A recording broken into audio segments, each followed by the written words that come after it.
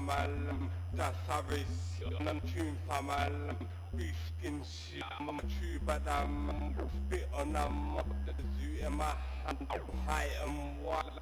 Boot to the front, I'm making moving your plan. With a man, beef skin is moving a man. Dropping the bomb, soon when I land. Get back. Thinking heavy, see how it's I believe man buried so hot like a fake road cherry. Big skin with all she's got any sat on my lap now I got a semi. Big skins on strap just like Remy. Other MCs like me not many. I can keep but a man's got a pay.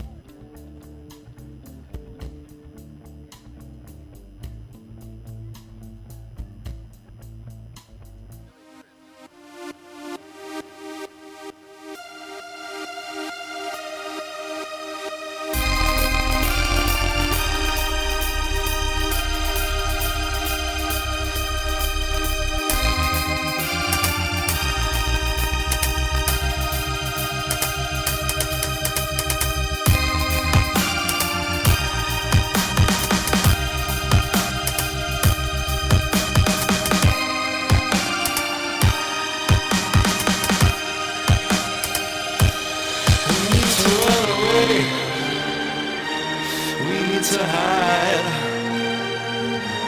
we need to tell the world this ain't a lie.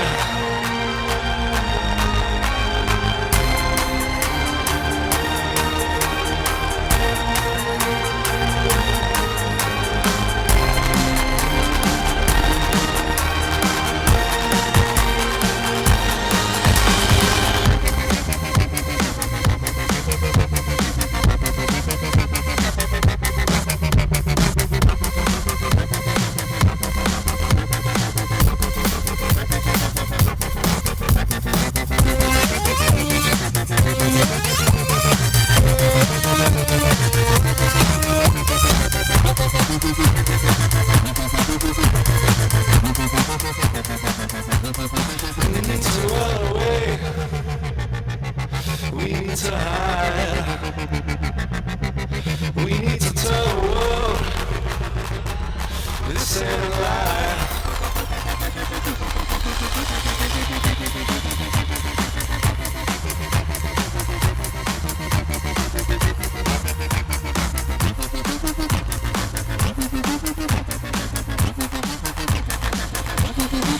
to run away, we need to hide.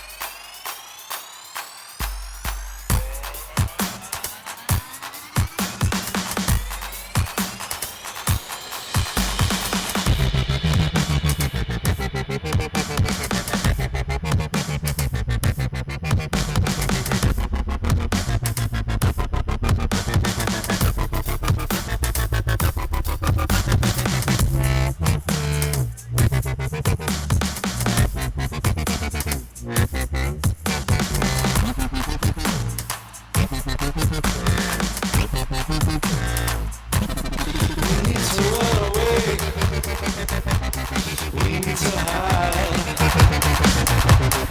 We need to tell the world this ain't a lie.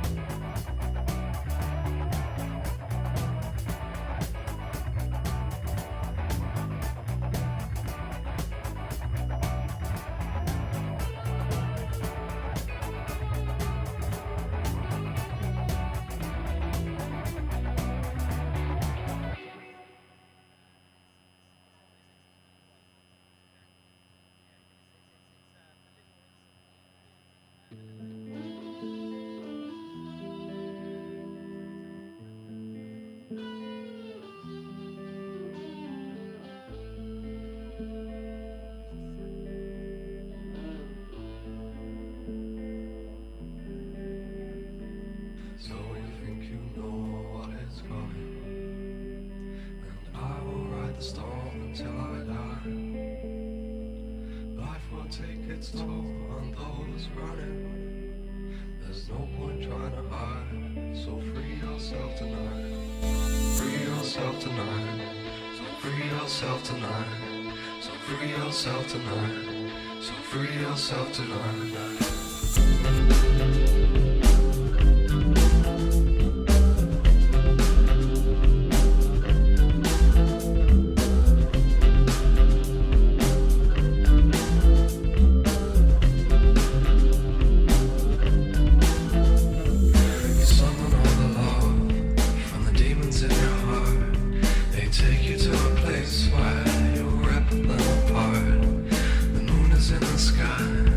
Sacrifice is real.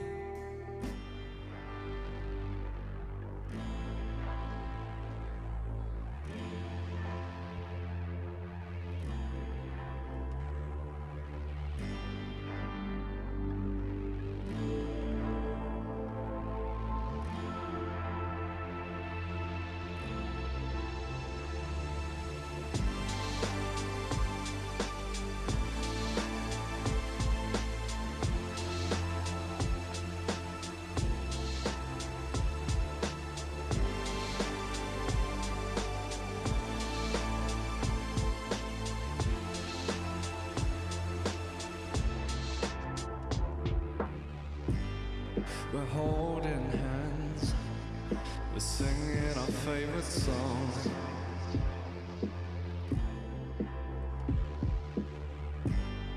We're thinking to expand, so play along.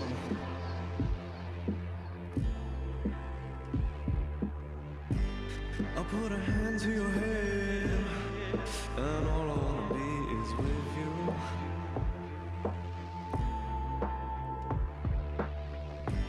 I wanna lay you on the bed, and all I wanna see is your smile.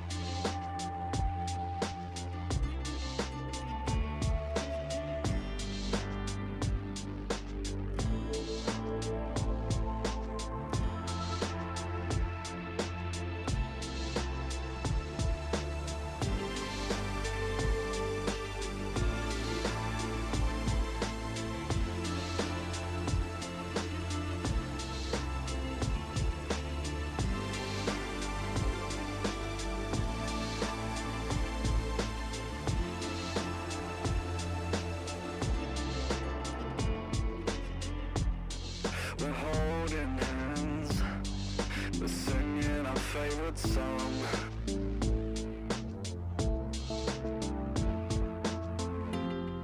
We're thinking to expand, so play along.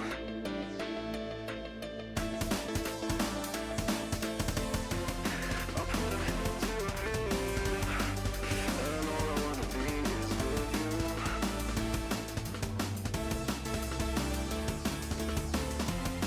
I wanna lay you in bed, when all I wanna see is your smile.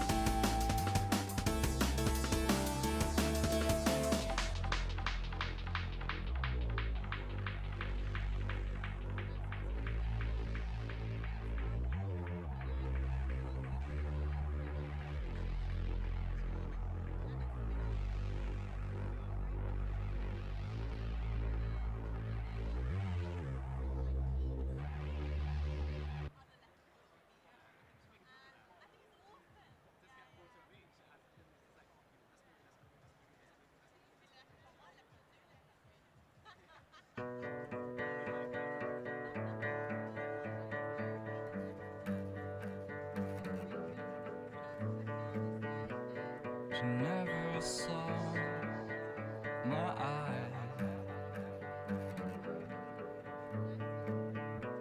She makes me wonder what happens at night. I see her running in my mind. She doesn't know who I am, but I don't mind, don't mind, don't mind, don't mind.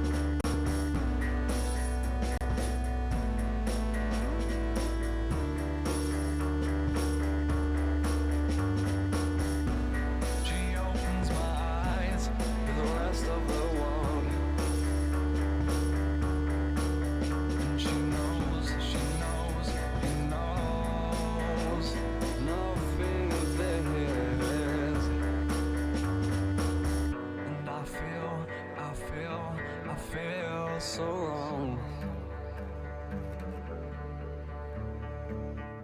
I feel oh so strong.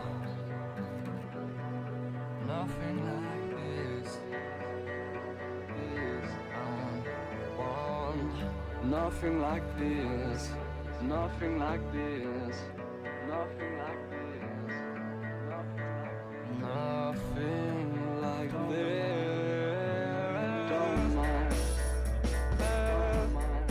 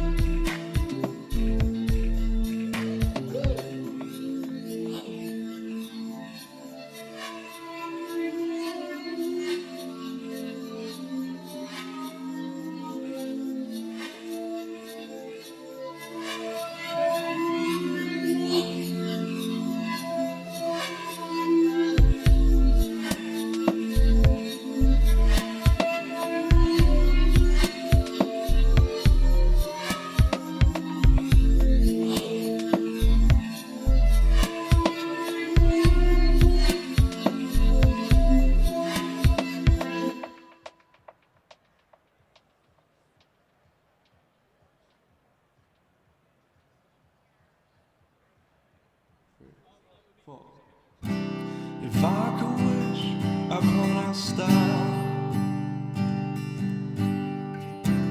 Will she come down to save me? If I could wish upon a star, will she know that you still need me? And if she walks into our lives, will she know that this is the true light? Will she know that this is the true light? And you can't run, you can't hide. But what if my world ends tonight? What if my world ends tonight?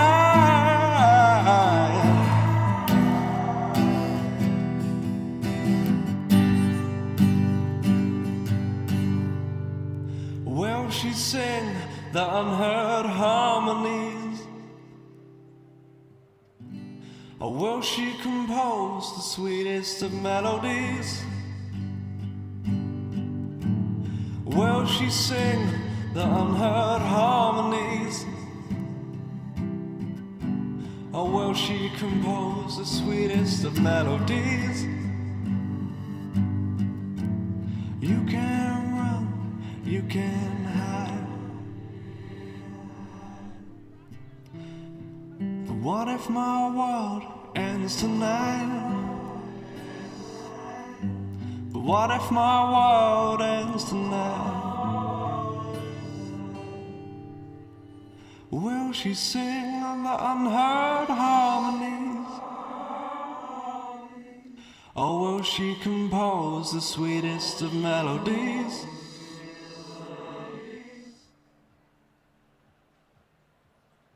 I'm in the forest feeling green,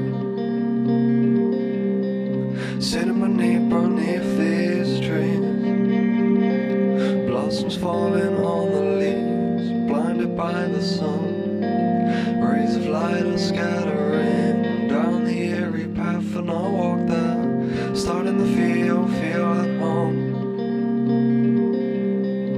living in your own little dome.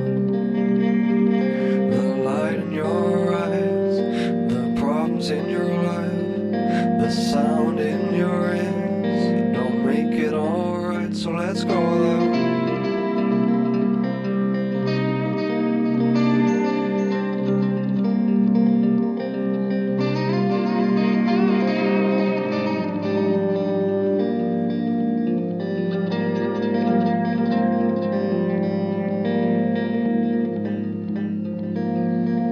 Starting to feel at home,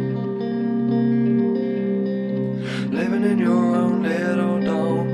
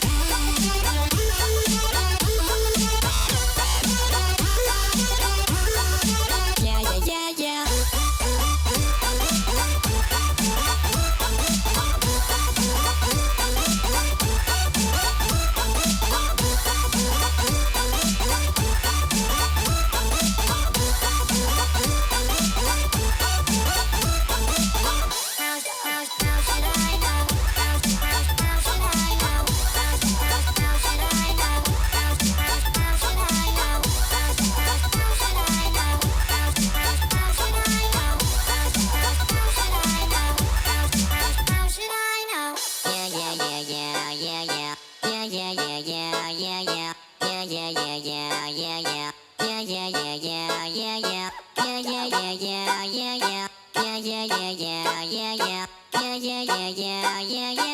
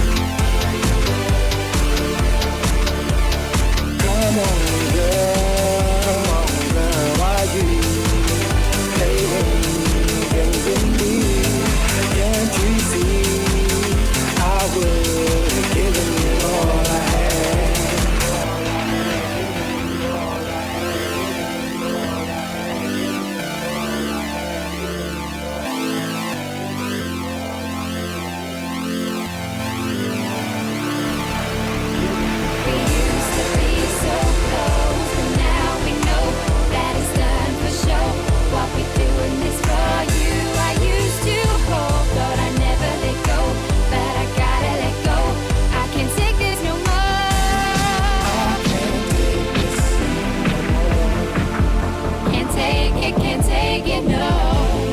I can't take this no more.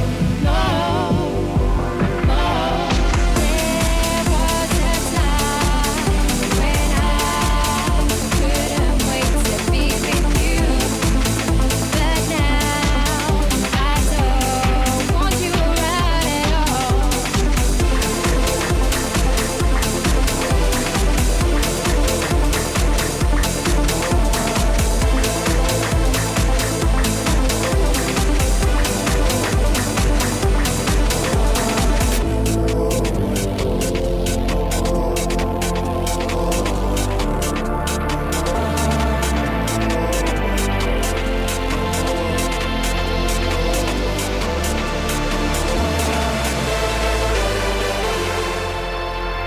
I tried to be the best in me for you to see, and now I believe it was a waste of time.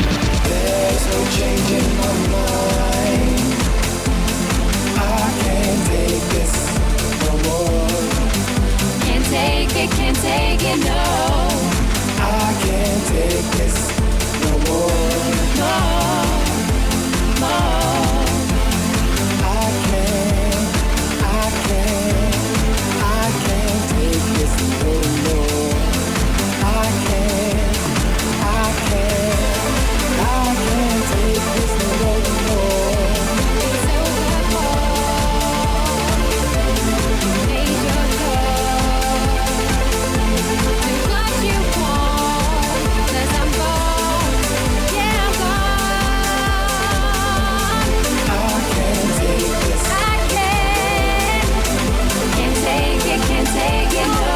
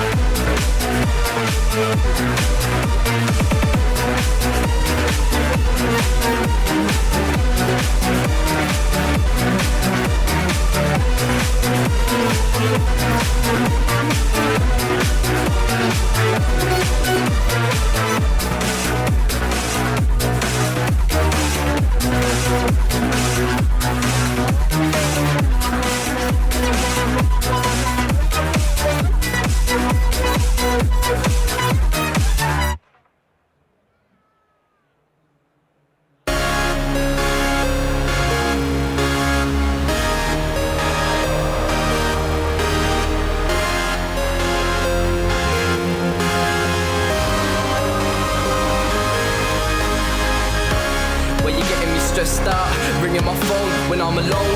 When you hear that dial tone, don't try again, just get the message. When I get time, I'll get right back to you. But for now, the studio tracks, I must make a smashing love to the action of the microphone when I'm on road. Either heading to the studio, making tunes to blow so your friends can sing along, or I'm on my superstar-ish, gliding high, riding wild.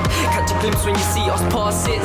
That type of style you wish you had, especially when your chick gets mad. Cause girl, that was great at the start. Now the fun's kind of drifted apart. Talk about love, the bed wasn't enough. You crazy, complicated, lost your ways with little. Cause girl, that was great at the start. Now the fun's kind of drifted apart. Talk about love, the bed wasn't enough. You crazy, complicated, lost your ways with little.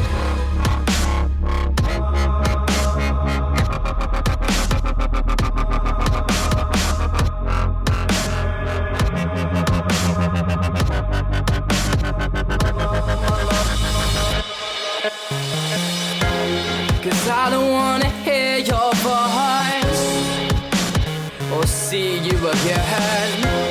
1 minute you love me, then the next you act like we're just friends. We're just friends, friends, friends. We're just friends.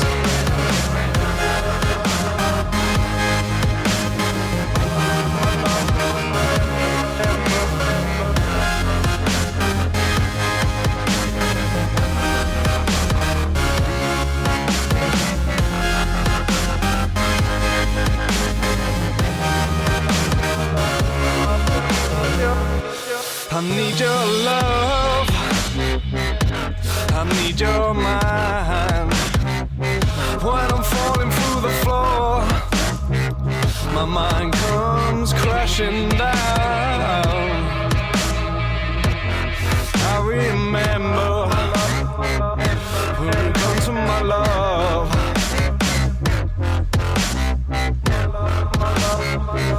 When I need your faith, when I need your love, when I'm falling through the floor, when I'm falling through the floor.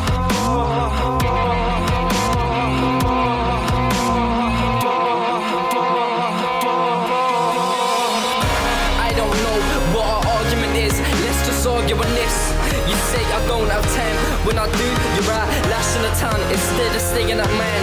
I heard you around another guys, giving me a bunch of lies, taking me for a fool in disguise tonight. I've had enough of it, relationship status change, click, dot, don't come round there like it's us. This was once upon a time, but now I've switched it up. Turn your speakers up, have your friends listening to this one.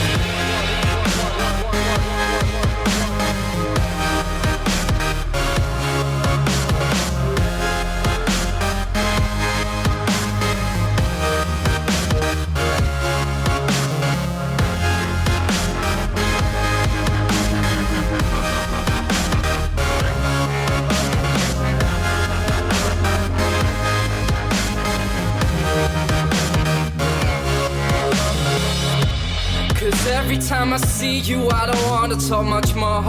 Conversations changed, I'm not playing by the rules. You moody little so-and-so, the truth is I don't know you well. Not anymore. When I'm falling through the floor.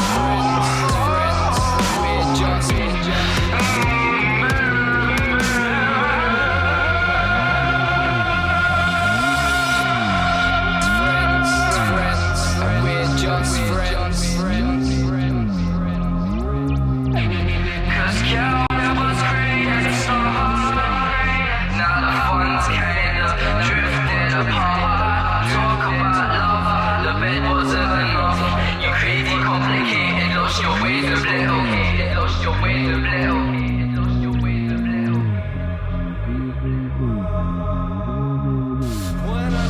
I need your faith, when I need your love.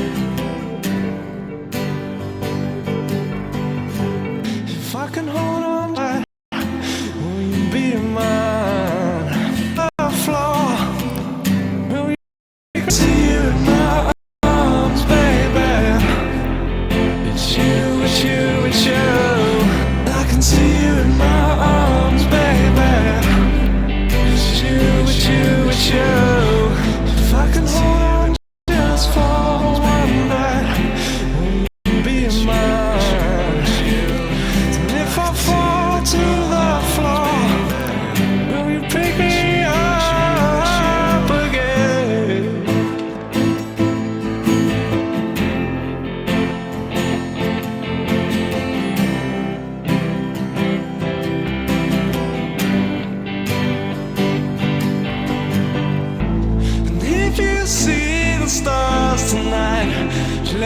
shine. And if you see the stars going nowhere, if I can hold on just for one night, will you be mine?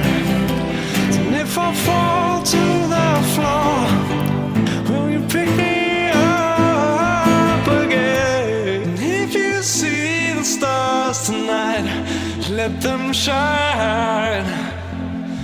And if you see the stars going nowhere, and if you see the stars tonight, let them shine. Let them shine.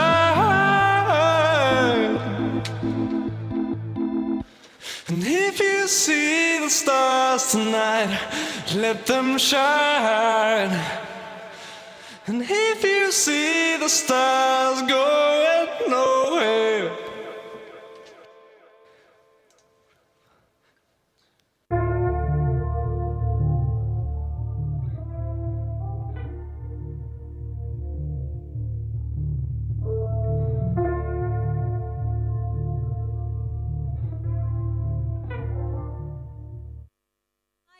welcome to MCM Birmingham Comic Con.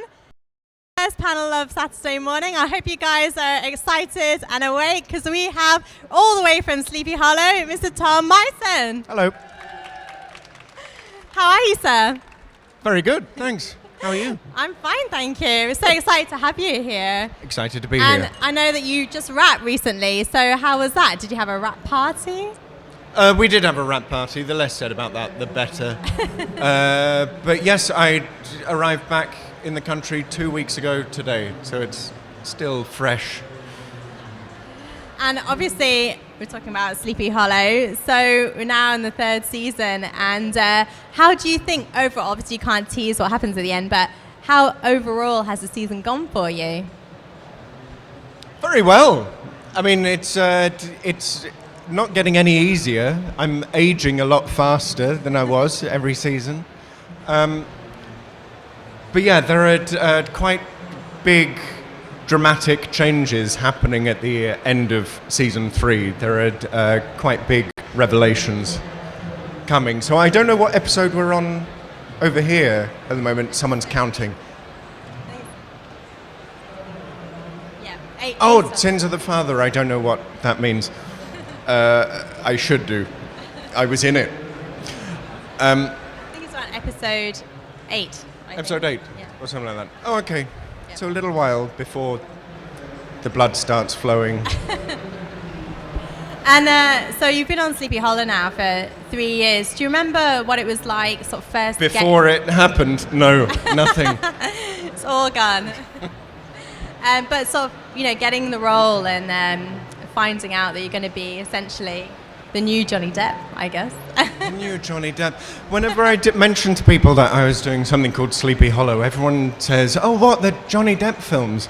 And they're big boots to fill. I mean, look, that's not Johnny Depp, is it? That's awful. That's a great fix, isn't it? But what did you think when you first got that role? It was, I mean, exciting. It was the first time I'd really attempted to get a job in America, and I'd got one that was with a very, very exciting creators. Alex Kurtzman, Roberta Orsi, and Len Wiseman are people who I've admired their work for such a long time because they're so imaginative.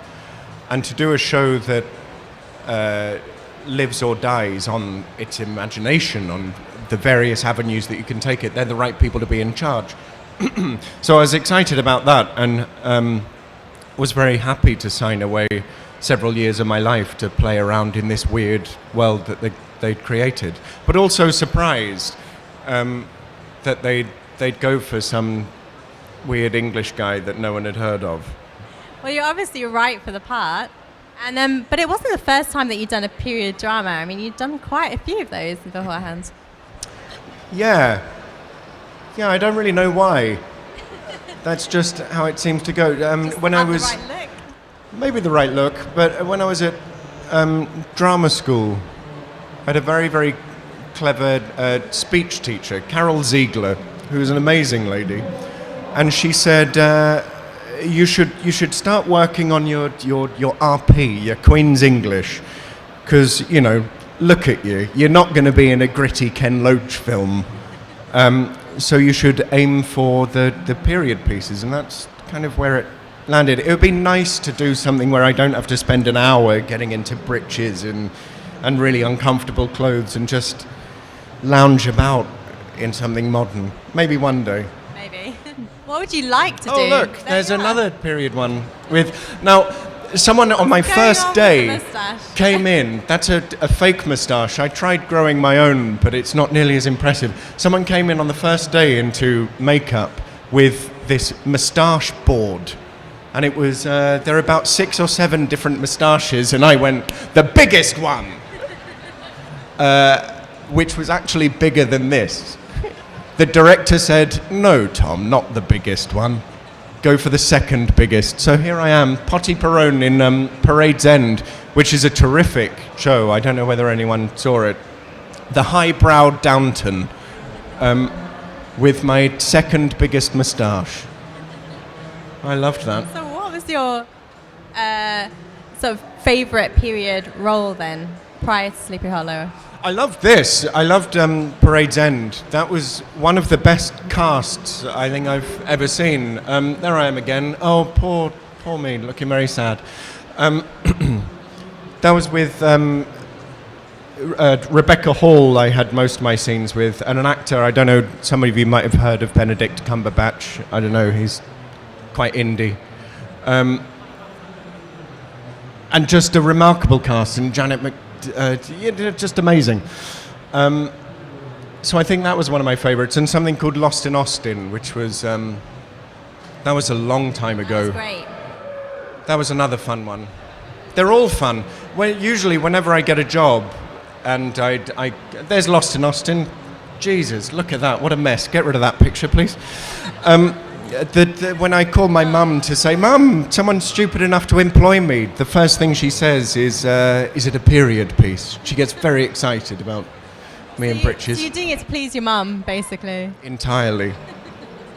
So you talked about your moustaches, but did you know that there was a Twitter for your eyebrows? Did you know that? I didn't know that. Tom Myson's eyebrows. I think my mum started it, actually. That's the glory of the internet. Oh, I'm so sorry for that one. I think that was here last year. That's the internet. Why? That's brilliant. Why your eyebrows? Is there something? Because they just do stupid things. They're expressive, I think, is the euphemism. So we're getting off sort of on a tangent a little bit now. But going back to Sleepy Hollow. So this season 3, I mean, at the end of season 2, it really seemed like that was almost like a finale, and then you started again. So when you had the season 2 finale, did you think, where do we go from here? Yeah, it was certainly a finale that the show as a whole could have ended there. There were certain loose ends that were tied up, but then also it really formed a nice group that we knew could go on and carry on doing things. Except that group included Orlando Jones, who we didn't have this year, I know. sadly. Do you miss him? No. I had to Google his name before today because, he's nothing to me now. I do miss him. It's very different without him, and I miss John Noble terribly, and Katia. So now this year we then we still had the Mills sisters, and the introduction of Joe Corbin, played beautifully by Zach Appelman. I was very pleased that he was. Oh, there's John. So there was still the same sense of the new group having finished the first tribulation by defeating Moloch, and then there are more tribulations with Pandora and the Hidden One, who I think has been revealed by this episode. Yeah, good. And so with John Noble, who played Henry, did you have any sort of funny father-son jokes on set?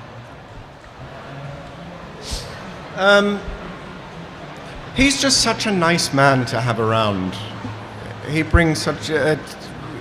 Everything was fairly light and fun.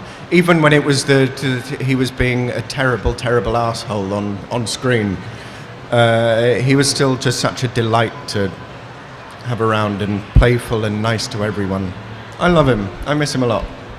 He's great. But as you said, you do have some new characters this season. So what's it like playing with them? So with you and Nicole and people like Zach?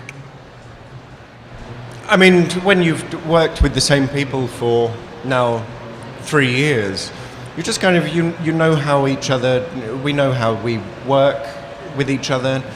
When there are scenes, we know which moments are going to be difficult for us, and we know how to resolve it. And then equally, I know that, this is a moment in the script that Nicole is just going to love and be brilliant at, so we can push that. And this is something that Zach and Lindy are going to be excellent at, so we can push.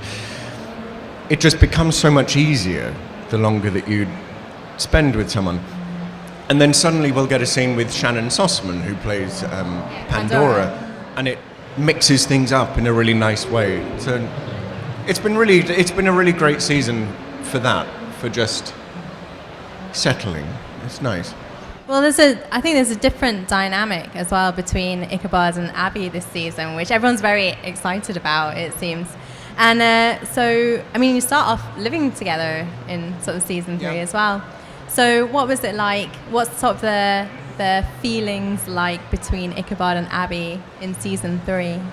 I think Ichabod's a bit annoyed that Abby keeps watching him when he sleeps. And he's put a little spy hole in the shower that I think she uses a lot.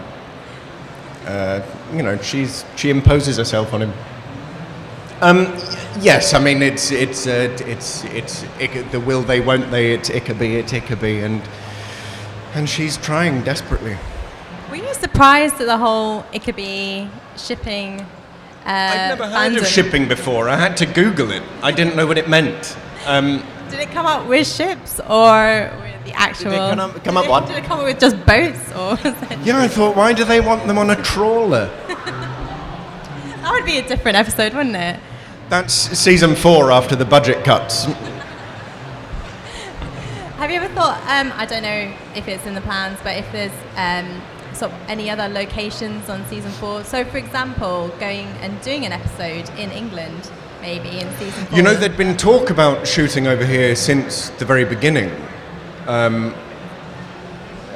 with Ichabod's family history, obviously, and I know that they were really keen to shoot something in Oxford at one point, but that never really materialised. And then I think Fox came over here to shoot 24 last year. Yeah. And I think someone suggested that we'd kind of slip in and just steal their offices. But it never happened. If there's a season 4, that would be lovely to shoot over here. Any news on season 4 at all? I think you'll find out before I do, probably. We'll tell you. Please. So, mentioning locations, you started off filming, well, you've been mainly filming in Wilmington, North Carolina, and now you've moved to Atlanta, is that right? Yeah, the first 2 years in North Carolina and then this year in Atlanta. So why the change? I'm not really sure. I didn't ask for it.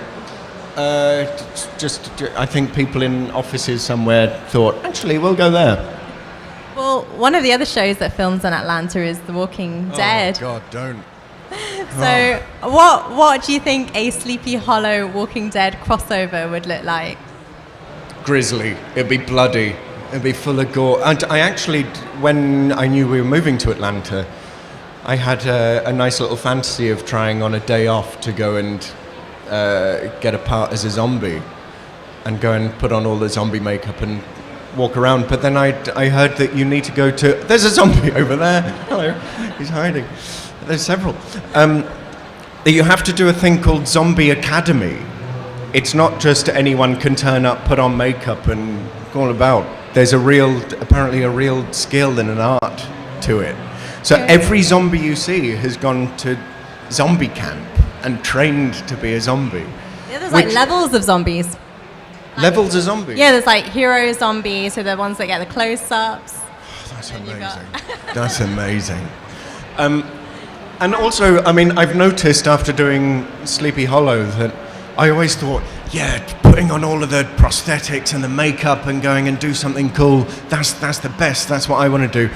But then you see that those guys are in at 3 a.m. to put the makeup on. You just think, you know what, just brush my hair in half an hour and I'll be fine. Can we see your zombie look? Your zombie walk? This is it. This is it. This is driving from London at 6:30 this morning. This is very zombie. Fair enough.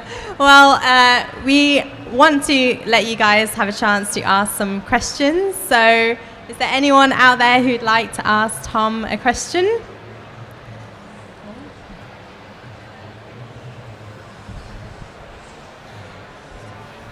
Hello. Hello. You've had lots of scenes with animals, like horses. Where is this leading? Oh.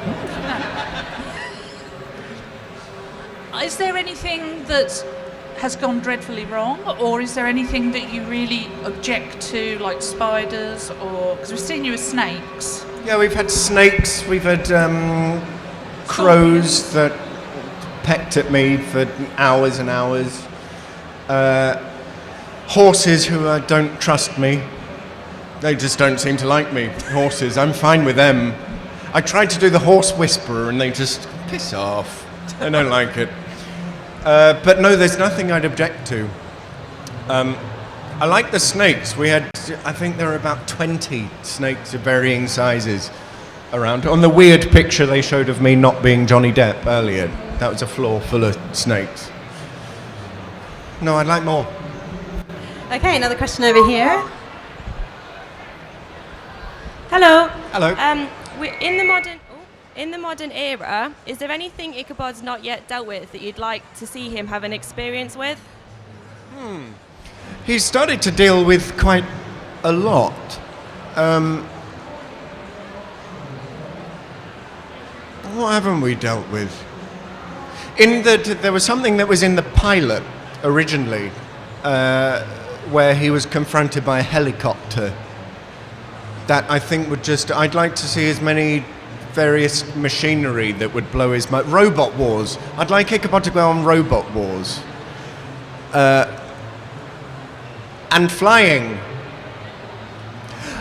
Actually, we all really wanted to have an aeroplane scene his first time. Alex Kurtzman, I think, came up with an idea that he just thought it was a really quick bus as it was going down the runway, and then suddenly it takes off, and I said he should go full B.A. Baracus and freak out, and then Jenny can just give him an elbow and knock him out for the journey. But then we didn't see that. He did fly to, where was it? Scotland, thanks. Someone's paying attention. And we missed it. There is Scotland proudly representing his nation. We have another question over here. What's inspired you to become an actor? I'm sorry? What's inspired you to become an actor? I remembered watching a film when I was young called, have you seen Young Frankenstein? It's an old Gene Wilder film. You should watch it. It's very, very funny, and I watched it and fell in love with Gene Wilder, who's still one of my favourites, and just thought, that looks so much fun. I want to try that. And then that was a big milestone. And then the next big milestone was the first time I saw a film called Network, which is another one you should watch. And then I thought, that's just such a perfect film. And so it turned from being, oh wow, this looked like really good fun, to being just, it can transport, it's amazing, it's amazing. So it was watching films. It wasn't, lots of people, several actors would say, you know, always felt this desire to get in front of people and lark about. But I never really had that. It was always from watching other people and thinking, my God, I want to be like I want to be like that. So we asked Twitter if they had any questions for you, and we got God. mildly inundated. And, By my eyebrows. Partly. So I'm just going to amalgamate a few. So we had a few questions about Abby's symbol and how it relates to Ichabod and why it's separate from the witness tablet. Can you tell us anything about Abby's symbol? Oh, the little thing that she saw. I wish I could. I'm still quite baffled, and I was in it. That was something she saw in the catacombs, wasn't it? And became obsessed with, and is continually drawn to it. You'll find out in good time, and when you know what it means, please let me know. And then obviously we had lots of questions about your relationship with Abby. You surprised me. But in season 3, Ichabod seems, would you say he's sort of a new and improved version? And is that relating to his, feelings for Abby? And how does he feel about Abby? Is he in love with her? He's certainly new. He's more of a quote, modern man.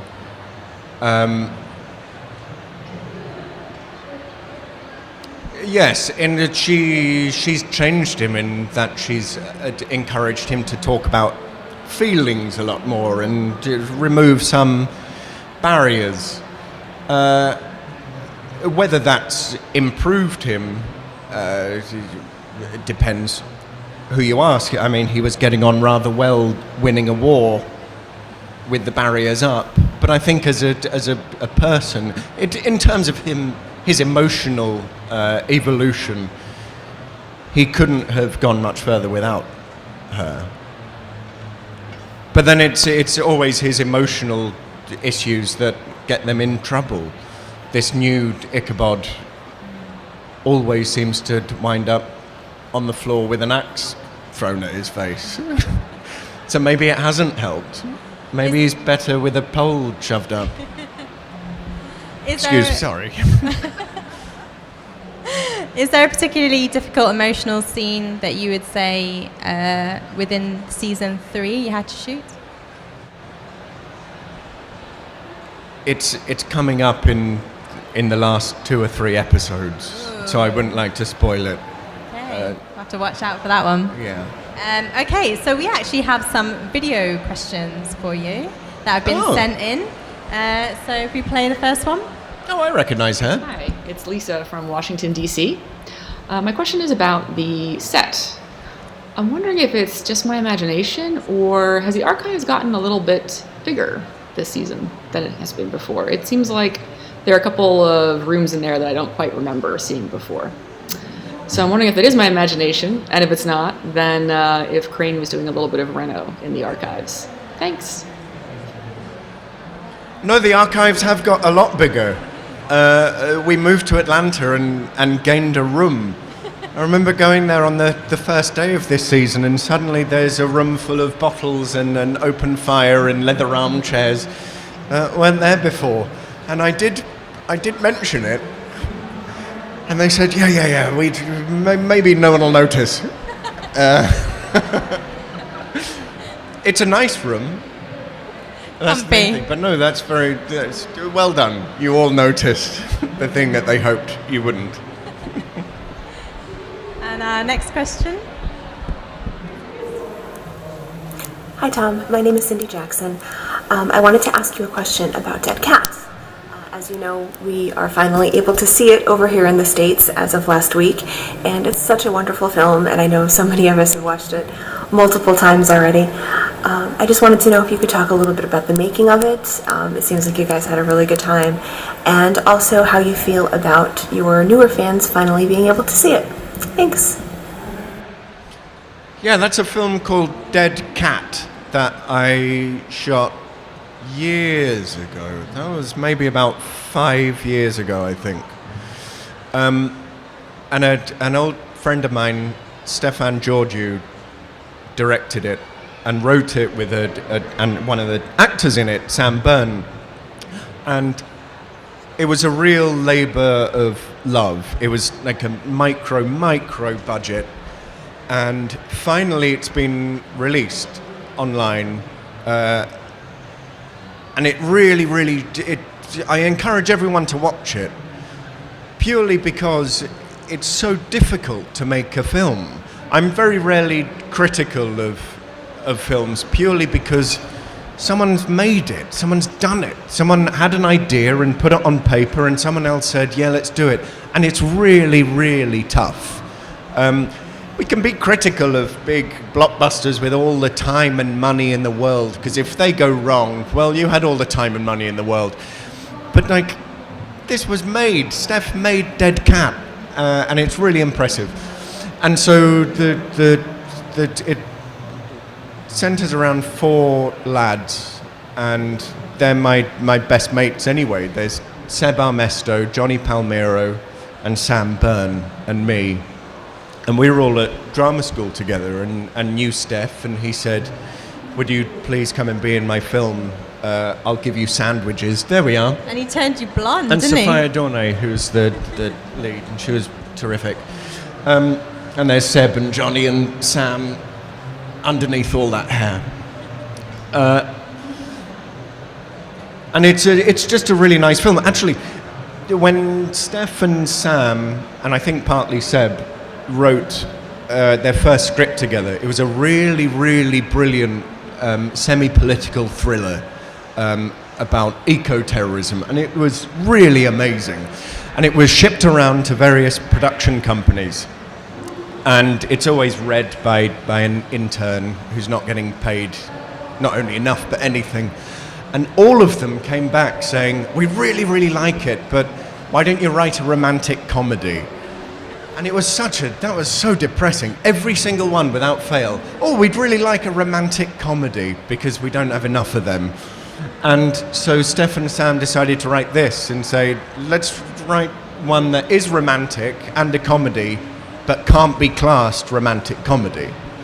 And came up with Dead Cat, and we shot it over a few weeks, and it turned out to be rather lovely, and is now online. So fantastic, everyone can go watch that one. Yeah, and it's been years and years with them doing the festival circuit and distribution. When you get into the murky world of film distribution, it's incredibly difficult, and they've done it. So if anything, just to celebrate the fact that people work their tits off, and now we can all watch it, and I hope you enjoy it. Fantastic. Well, we've got one last video question for you. Hi, my name is Kayla. I'm from Philadelphia. My question is, it's kind of negative, I'm sorry, but if Sleepy Hollow were to end today, what would be your ideal ending? Thanks so much. The ideal ending would be, Ichabod going down in a blaze of glory, on a horse, something to do with fire and lightning, maybe. Something nice and big and dramatic. The season does actually end on a very big dramatic note, and it's not far off horses and fire and lightning and death. So I think if there is no season 4 and we're yet to find out, it's quite a high note to end on. I don't think you'll be disappointed. Wow. Well, hopefully we won't be disappointed, but we also will get a season 4, I hope. So we have to wrap this up now, but 2 quick questions. We are at Comic-Con, so if you were going to cosplay any character, who would you dress up as?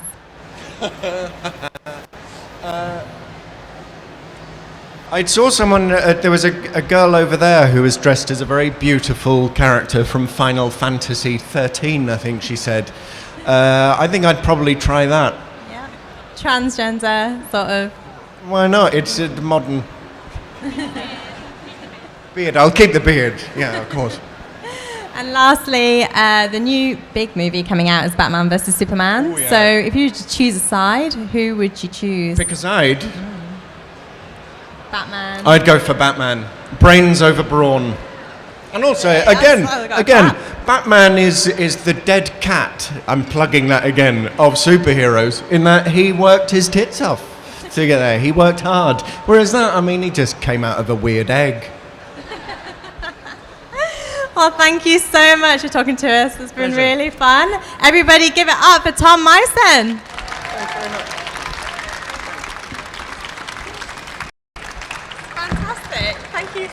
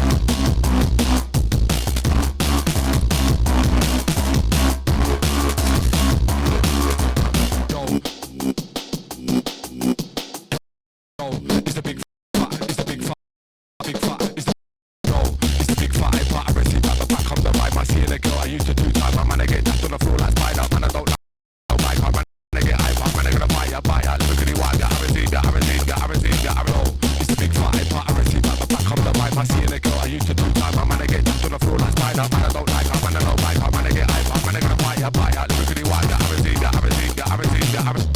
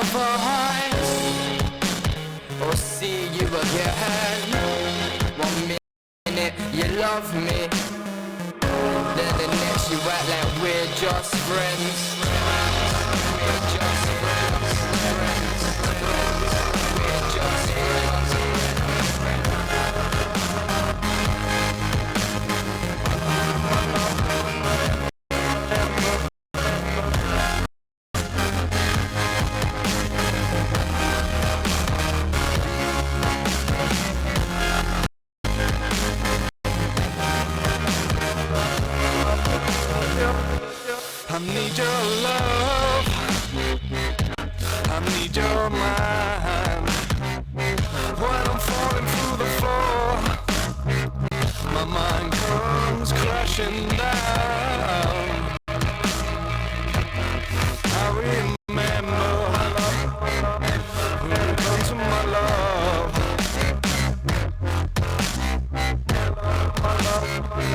When I need your faith, when I need your love, when I'm falling through the floor, when I'm falling through the floor.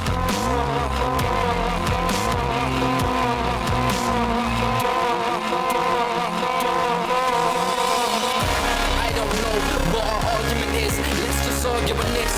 You say I don't have time, when I do, you're right, last in the town, instead of singing that man. I heard you around another guys, giving me a bunch of lies, taking me for a fool in disguise tonight. I've had enough of it, relationship status change, click, don't come round there like it's us. This was once upon a time, and now I've switched it up. Turn your speakers up, have your friends listen to this one.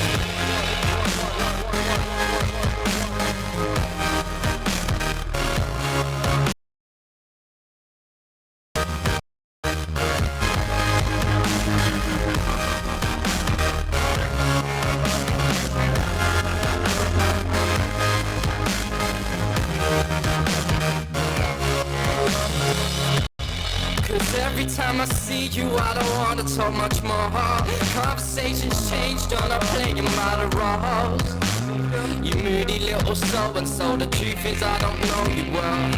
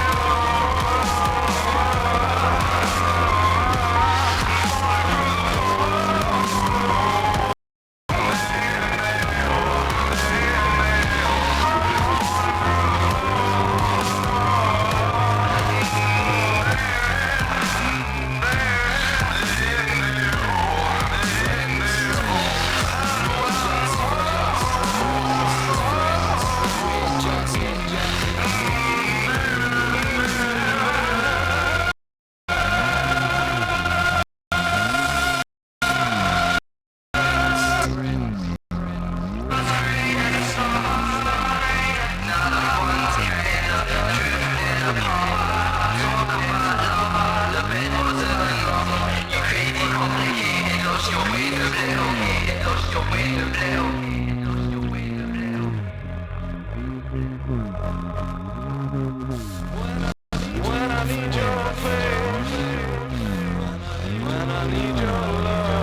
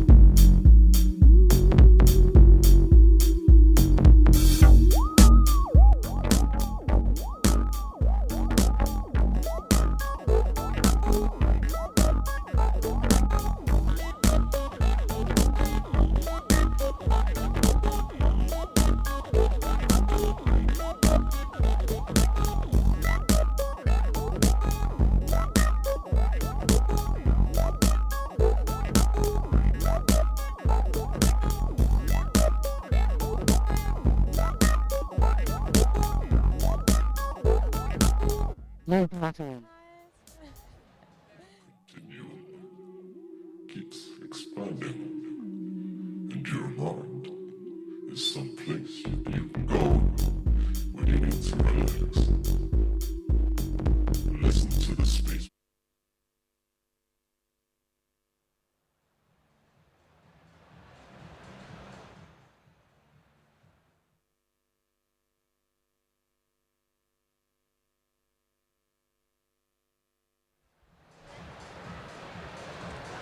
Hi guys, welcome back to the MyMBuzz stage here live at MCM Birmingham Comic Con. And I'm very proud to welcome another guest. We have the bionic woman herself on the sofa, Lindsay Wagner. Morning. How are you today? Good. Forgot I wasn't mic'd on the body mic. I know, you have to hold this one, I'm afraid. And so obviously we haven't seen you for a few days. What have you been doing while you've been here? Well, of course I went on a Beatles tour. Wow. In, in Liverpool. Has to be done. Had to be done, yeah. And then went visited some friends up in Cleveland area and stayed up in there. Got chilled a bit. Is this your first time in Birmingham? No, actually I was here, I don't know, was it 8 years ago, something like that? 8, 10 years? It's been a while. But it was the same place, same hotel, everything. It was kind of a little homecoming. Yeah, reminiscing. Yeah, and I've met some nice people who were here then and showed me pictures of us then and us now and said, don't ever do that again. Changed much a little bit. Right. Oh, fantastic. Well, that's one thing, obviously, that brings people back to Comic Cons is people that they love from shows old and new. So for you, in terms of shows that you love, what would you be sort of nerdy about? What do you think is your sort of favourite show? Well, it's kind of funny when you talk to someone in my generation. I mean, it's hard for younger people to fathom life without television. But quite frankly, when I was a kid, television was just this new weird thing that, maybe 1/10 of the population even had. So for us, everything was new and odd. And, we used to watch Robert Young in Father Knows Best, which you probably don't even know what that is. What else was on? Something called Sea Hunt. But it wasn't a thing then. And then I started acting so young, and I was working all the time that I never watched television. So I didn't even really get into television up until when I kind of started not working quite so much, kind of semi-retired, not fully retired, but So it's kind of new stuff for me, oddly. So what current shows then, are you into at the moment? Well, I think a really wonderfully written comedy is Mom, starring Allison Janney. Do you have that here? Yes. Yeah. That's a brilliant show. I mean, to me, that's the epitome of of edutainment. You know, they're talking about addiction, they're talking about recovery, but you never have any clue that they're really showing you or teaching you something that would help people, because it's just so well written, it's so funny and lovely. That's one of my favorites. Would you like to do a sitcom? I've never done a sitcom, but I would definitely like to do comedy. That's the one thing I have never done. I mean, not really. Bionic Woman, we did a lot of comedy in that on purpose, but the essence of it was not such, so we had to kind of squeeze it in when we could, you know? Are there any particularly funny moments in Bionic Woman that are memorable to you? Well, there were a lot of them, but honestly, the one that sticks in my mind is not something I did, but something Richard Anderson did. So Oscar Goldman, right? Mr. Serious, Mr. Straight, Mr. Stuffy. And we did the show about where Jamie went undercover as a nun. And he was trying to get the car in, he was trying to get the people in to come bust the bad guys. And at the monastery, they had some sheep that were out there keeping him from getting in. And he said, "Sister, get the flock out of here." And everybody went, "Richard?" He says, "We got to leave that in. That was too good, you know." So that was funny. An ad-lib, basically, but worked well. And filming The Bionic Woman, and sort of looking at it now, it was obviously quite an action-packed show. For you, were there any sort of particular sort of stunts or sort of running scenes or anything that you remember that were difficult or particularly sort of memorable? Hairy? Do you use that term over here? Yeah. Well, there was a time in Las Vegas where we were filming up on top of a hotel, right? One of the big hotels, 40 stories, I don't know what. And we were doing a helicopter scene, and I think it was the Fembot thing, and where the bad guys are getting away in a helicopter, and Jamie goes to catch them, and she runs up on the top of the roof where they're taking off and runs over and grabs a hold of the skid of the helicopter and hangs on, and they fly around town trying to shake her off, and she eventually climbs in and saves the day, of course. But when we were doing that, my stunt girl had gone around and done all of the stuff, you know, belted and latched and secured and flying around town hanging from the helicopter and all that kind of stuff. And then they said, just before the sun went down and we had to stop shooting, "We haven't got the close-up of Lindsay yet. Quick, let's get the close-up of Lindsay." So they called me up, and they had an airbag on the top. The helicopter, they said, "Now, okay, Lindsay, come on, we're going to lift up about 4 feet off the airbag. You're going to grab a hold of it. We'll hold you up about 4 feet over the bag, get a few, a little bit of footage of you looking down, looking up, and then starting to crawl in, and then we'll cut. You just drop into the bag." And I said, "Okay." And I'm looking around for the stunt guys to get ready to put the security belt on me, and he goes, "We don't have time for that." And I said, "What? Excuse me?" "We don't have time for that." And so anyway, after like a couple minutes of freaking out, fine, it's just going to take you up 4 feet. You've done a 1-story jump before, you've done that kind of thing. We're not even going to be that high. Okay.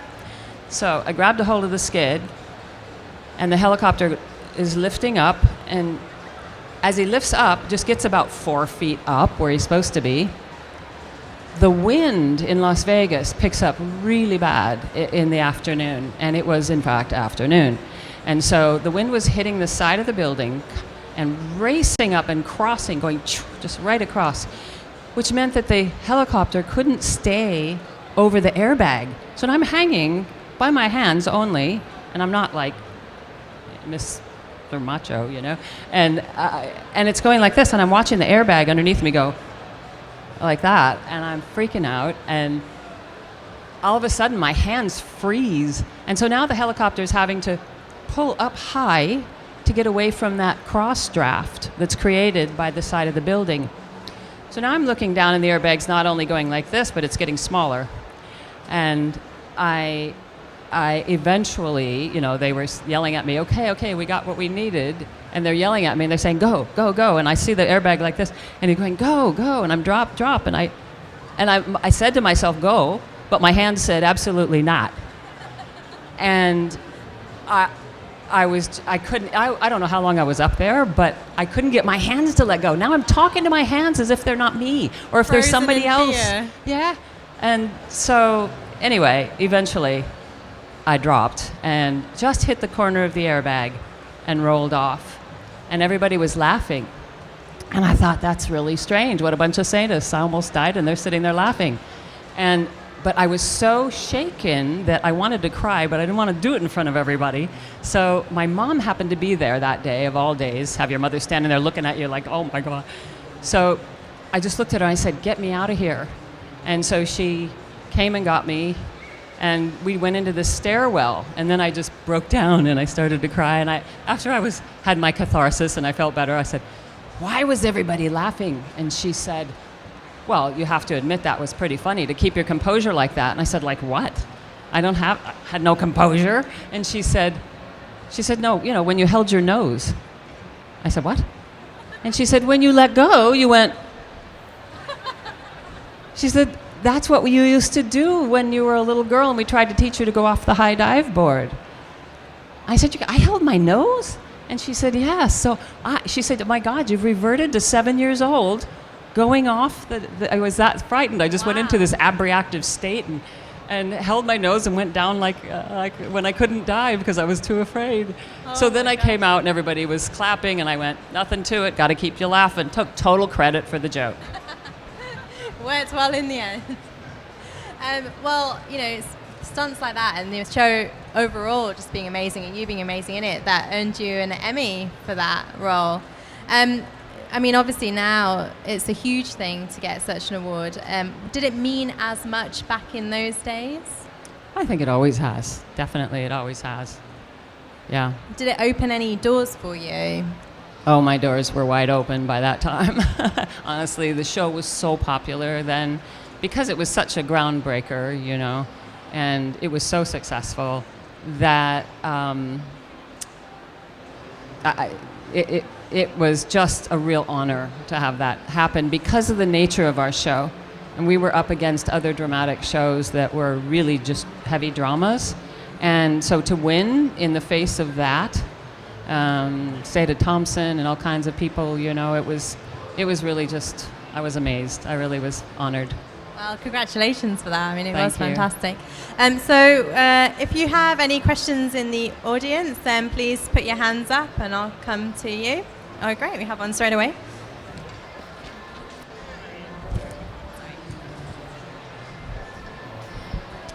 Hello, Lindsay.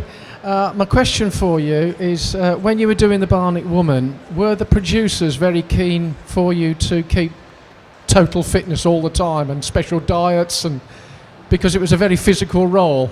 Were the producers putting any pressure on you to do that?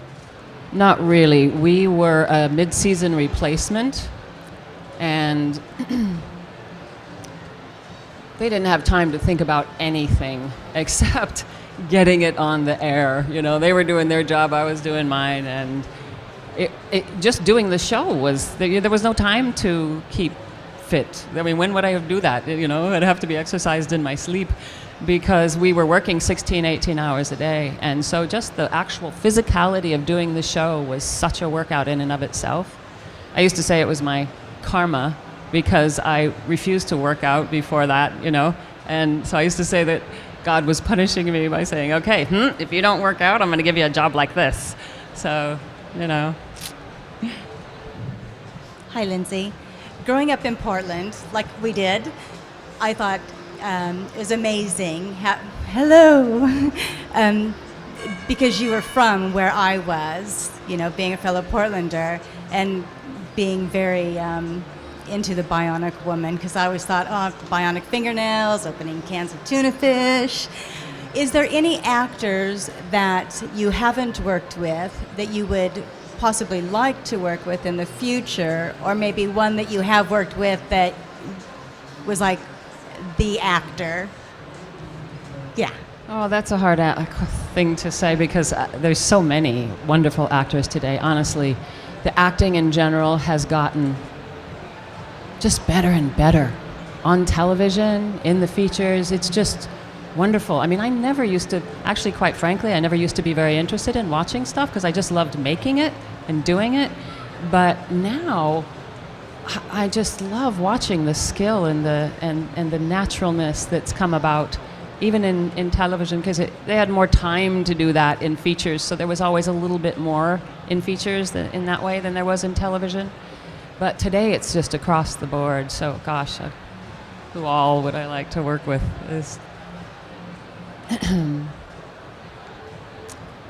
Should have been prepared for this, but I've got this flood of names coming in, faces coming into my... there's a lot. There's just a lot. Yeah. You can ask Lindsay later. Yeah, the in signing. the Q&A. We have lots Q&A of time. a little bit. Let me think about it. But at the moment, we have run out of time. Thank you so much, Lindsay, for joining us. It's My been a pleasure. pleasure again. Thanks for having me. And yes, you can catch Lindsay at her signing booth and at a panel later. And stay tuned on our channel, YouTube, the MyMBuzz. Also follow us on Twitter for chances to win some signed photos, including this lovely one that Lindsay has signed for us, and others like from Tom Myson. And we will be back very shortly with all the anime panels, so stay tuned. Thank you again.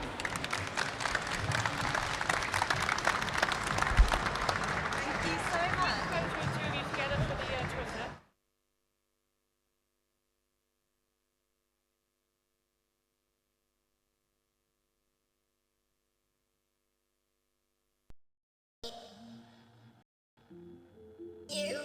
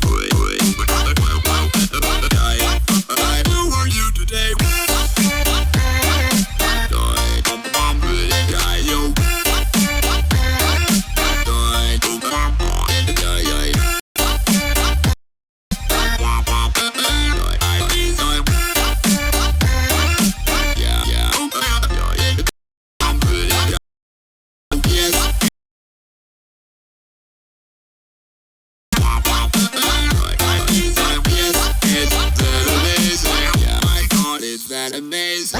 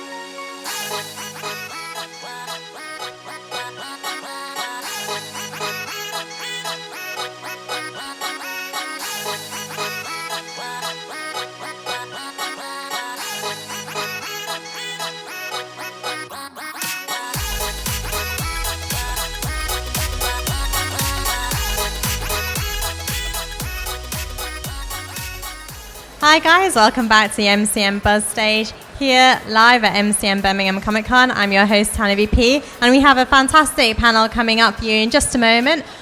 All the anime. So if you want to learn about anime, find out what's new in the world, then come and join us or keep watching live online. And we hope you've enjoyed the panel so far from Tom Myson and Lindsay Wagner. We have lots more coming up, so stay tuned.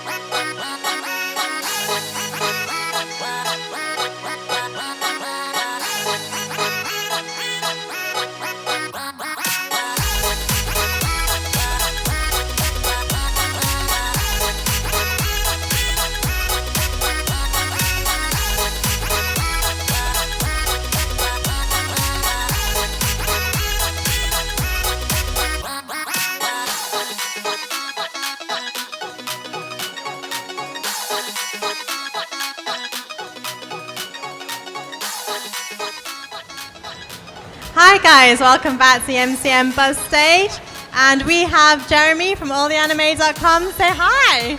Hey everyone, how's it going? Thank you for coming along, and hello to all of you standing on the outside as well. All the lingerers around the edge. So thank you for being here. Thank you for having me. And it's a pleasure, and we are here to learn all about anime, because I for one don't know much at all. And so first of all, just tell us what you're doing here, what your role is, and your store here. Today, I'm really very much just visiting the event. I'm documenting it on our social media channels. I'm just being a presence here, talking to loads of the fans, finding out what they want in terms of anime releases, talking to them about what we've done. Just a whole variety of stuff, just taking in the day. And also, for those of you who have been in and around, the Gundam Mad / manga booth on the far side that way, which for everyone at home, I appreciate you can't see that, that's fine. But if you go over there, you can buy tons of anime releases today, and that's also where I've been hanging out a bit today, just talking to lots of people. And so you're here with alltheanime.com. I am so indeed. Can you tell us who they are and what they sell? Indeed, alltheanime.com, that's very much our brand name is one way to put it. Our releases are under the All The Anime umbrella, but our main company name is Anime Limited. It was founded by Andrew Partridge, who's been quite the figurehead in the world of anime in the UK scene. He's done lots of theatrical screenings. He's brought many titles to the UK prior to him starting Anime Limited. He was with Bees Entertainment, as some of you may know. And what we like to do at Anime Limited is we like to bring what I like to phrase as a premium product that a UK fan or a UK collector can add to their collection. Being a giant anime fan myself for far too long now, I dare not say how long it's been, you see photos online from Japan of the premium style releases that they bring out. They have these giant, elaborate box sets, ridiculous amounts of extra stuff with them, and you just really, really want them at some point. But they're far too much money, you can't really get hold of them, and even if you did, more than likely they're just entirely in Japanese, which, for someone like myself, does not help, because I don't speak Japanese. So what we like to do is, we like to create releases with that premium feel to it. And we like to try and add something extra where we can. So for example, we have different tiers of releases, if you will. We have our standard DVDs and Blu-rays, which we know a large number of people, that's simply what they want. But there are some people who want a bit more. So what we do is we bring out titles with very rigid packaging, I'll phrase it. We have a rigid case around the actual product itself. We then have a fold-out digipack containing discs or disc, whichever one it ends up being, and we try and put some extra things in there as well. We really like to try and put in books and booklets in there containing lots of information. It may be about the actual content itself, or it may be interviews with the staff involved from Japan, or who knows what else. The possibilities are endless, but we like to try and do that at an affordable price as possible for UK fans. Fantastic. So there's obviously a lot there for people who are really into anime, but for the novices out there, people who are just learning about the genre, can you describe a little bit about what actually anime is and how that's different to sort of things like US cartoons? The really, really simple way to sum it up is that anime is animation created in Japan. That is first and foremost the main difference. When it comes to genres and such, really, you will find similar things like you find in US cartoons. They cover all different forms of stories. It can be action-packed, it can be a romantic storytelling. Heck, it can even just be a laugh-out-loud comedy. You get all sorts of weird, wonderful, and wacky things in anime, and really, anyone can give it a try, just like they can with any other programming. And so, can you tell us maybe about a couple of the sort of popular films, popular series that are within anime? Yeah, sure. I mean, just from a UK perspective in general, I'm sure a lot of people here probably have seen Dragon Ball Z, most likely on Cartoon Network when it was airing in the UK a long time ago. There are many others. Gundam Wing was another big one, which is part of a massive, massive franchise. That's a whole other kettle of fish. When it comes to Anime Limited titles specifically, there are shows like Kill la Kill, which is really action-packed. I love that show so much. It's got such great comedy, action. Its intensity is ridiculous, but at the same time, it is a visual treat and something that really everyone should check out if they can. There are so many others. At Sword Art Online 2, we actually are releasing the second season currently of that. And you go, oh, look at that. There you go. We're actually releasing the second season of that, and we're doing a collector's style release for that as well. And there are so many others. Cowboy Bebop, that's another one I need to point out, because for many people, that was a gateway anime into discovering anime, and so Cowboy Bebop is definitely one that people can definitely check out if they have no prior knowledge. So in terms of gateway animes, are there sort of ones that you recommend for people? It's really interesting, this sort of question, because the thing I like to ask back is, what sorts of programs or films do you like? It's something that I do a lot when I'm at events or I'm on the social media accounts, because I'm also the social media manager very much for Anime Limited. And so I like to ask people, what do they like to watch? And let's just say, for example, if someone says superheroes or something like that, the Arrow, Flash, Agents of S.H.I.E.L.D., that kind of thing.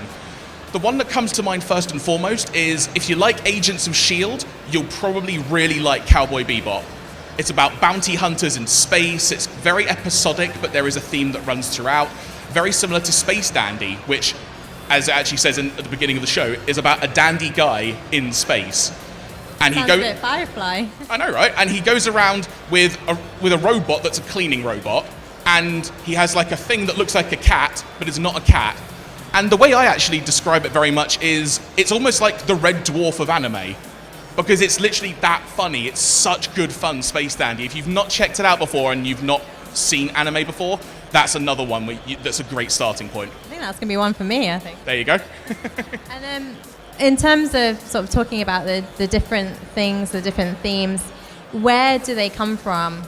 How do, are they from books? Are they from sort of comics? Anime is a very interesting thing for that, because I'll say, for the sake of arguments here, because I'm sure people online who are watching this may disagree in some way, but 9 times out of 10, in my opinion, anime comes from the graphic novel version, which in our circle is called the manga. That's how it's referred to in Japan. And it's usually the manga that is adapted into an anime, but there are exceptions to that rule. There are some original concepts that are brought forward. Kill la Kill, which I mentioned a few minutes ago, if memory serves, that was actually an anime before a manga, and so the manga was getting published after the show had aired. And it's a very unique experience when you get to watch an anime in that order or experience the franchise in that order, because for many people they will have read the manga and then watch the anime adaptation to see how well they did, or maybe in some cases, in people's opinions, didn't do. And has the popularity been growing in the UK and in Europe for the Japanese animation, and what have you thought about that? Anime is a very weird animal, as I like to describe it. If you're a fan, you are a fan. You are in. Speaking as someone who, my first exposure to anime, slight tangent here, but bear with me, was, I'm going to date myself now, 1992 in my junior school, my first exposure to anime was a Japanese Dragon Ball Z trading card.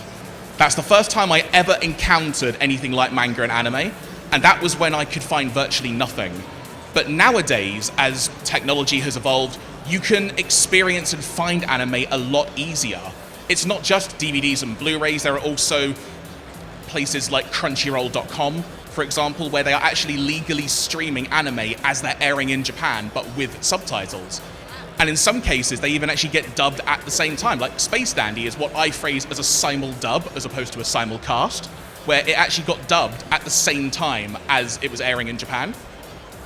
So sort of real-time translators on that. Yeah, literally. Wow, that's fantastic. And it's awesome. And when it comes to anime fans in general, I'm going to say we, because I am one, we are a very hardcore community. We are very passionate about what we like, what we don't like, what we want. And it's really, really cool to be a part of a community like that, and also to give back in a different way. Because I'm sure many people out there would love to be able to work for an anime company, and there are so many things behind the scenes I would never have thought could have even been conceived or would be a factor. But it's amazing just how much hard work and effort goes into bringing any anime title out there. So some really random jobs in the anime industry, is there? Yeah, well, it's like, for example, in the case of my job, one of my variety of roles is I actually QC, quality control, some of our releases. So I actually watch the releases and make sure that things are working and the subtitles are displaying correctly, because sometimes there could be random glitches and you never know. And being able to do that, knowing that this is a product I would buy and I'm actually making sure it's going to be the best thing it possibly can, it's so cool to be able to do that. Fantastic. So do we have any fan questions in the audience? Anybody want to know a bit more about anime at all? That's fine. For those of you at home, we have a Jedi about to ask me a question. Hi, I just wanted to know how you felt about the poor attempts to turn manga in particular into live action movies. So what do I think about attempts to turn them into live action? Personally, I'm all for it. I think it's great. In terms of, well, there's a variety of angles you can go around on this. The first one is, I'm always really, really interested to see what someone, or how someone tries to adapt something into live action. Not even necessarily from an anime perspective or a manga, just in general. Like, look at the comic book movies nowadays. I'm a huge comic book fan. Absolutely. Like, massive. It's scary. My iPad, Comixology is my best friend. And it's really cool to see how they translate to the big screen and all the effort they go to, the minor details, the Easter eggs that make me nerd out in the cinema and my friends just give me weird looks. It's always really cool. But then when you look sometimes at anime adaptations into live action, there haven't really been too many examples, but sometimes they work really well, sometimes they don't, and in some ways they can actually impact what comes later. I mean, one that comes to mind is Dragon Ball Evolution, which was a live-action adaptation of the Dragon Ball franchise, which, speaking as a hardcore Dragon Ball Z fan, it wasn't the best. But at the same time, it was really, really cool that they tried to do something with that. One of my favorite parts of the film is the fact that James Masters, who was Spike in Buffy, is the main villain, Piccolo. And if anyone has not seen it, but you know who James Masters is, and imagine him being a green alien, it's quite a trip. But following on from that film, it then actually sparked new Dragon Ball Z films to be made. And this is roughly 20 years or so after the original run had finished on television. So sometimes the live action adaptations can have a positive impact to bring new editions of an anime out there. A rebirth of sorts. Exactly. Any more questions from the audience? Not at the moment, everyone's gone quiet. Well, one thing I wanted to know was, when obviously these animes are being translated for English or other audiences, do you feel that there's ever anything lost in translation, or people that speak Japanese and English, do they ever notice something being lost there? It's a very interesting question, that one, because I honestly can't give you a proper answer to it because I don't speak Japanese. So I could maybe interpret one or two things, like maybe the odd word here and there, and I think, oh, that's what that means. But in actual fact, it turns out because of the way it was said, or maybe a particular syllable was elongated, it actually means totally the opposite thing, and you've just mortally insulted someone. Like, it could be something that ridiculous.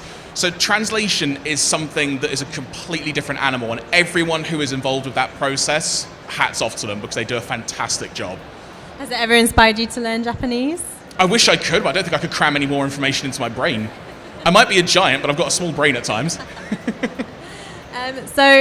Just a couple more questions from us, since we're at Comic-Con. If you were going to cosplay any character, anime or otherwise, who would you choose?